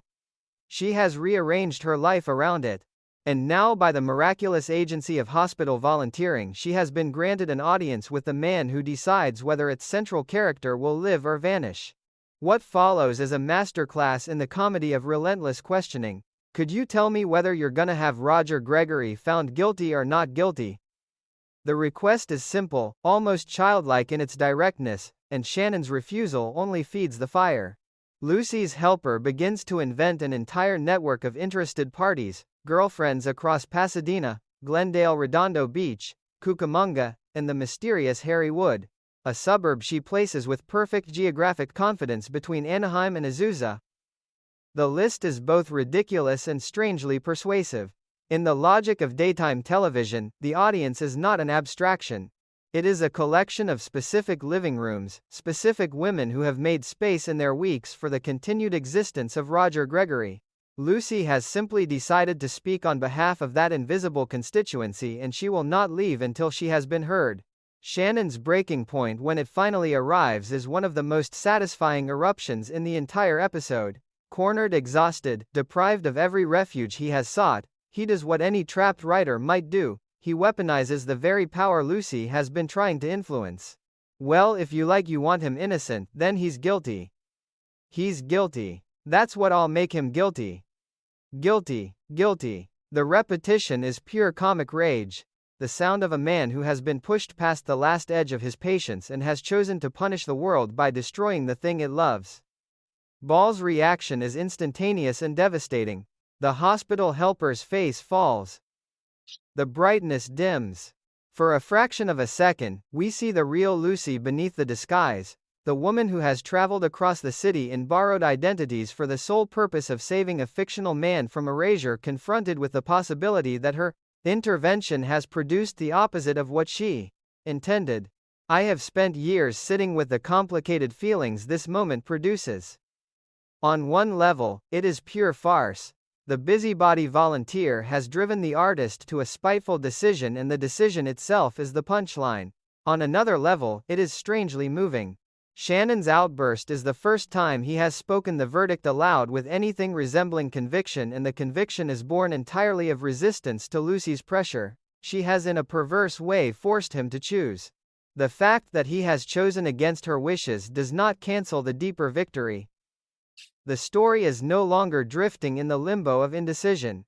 It has been forced into motion, even if the motion is for the moment in the wrong direction. The final exchange as Lucy's helper is expelled and Shannon is left alone with his newly declared verdict carries a quiet aftertaste of mutual exhaustion. Both characters have spent the scene fighting for control of a narrative that is larger than either of them. Shannon wants the solitude in which to exercise his authorship. Lucy wants the outcome that will protect a man she has decided deserves protection. Neither gets what they came for.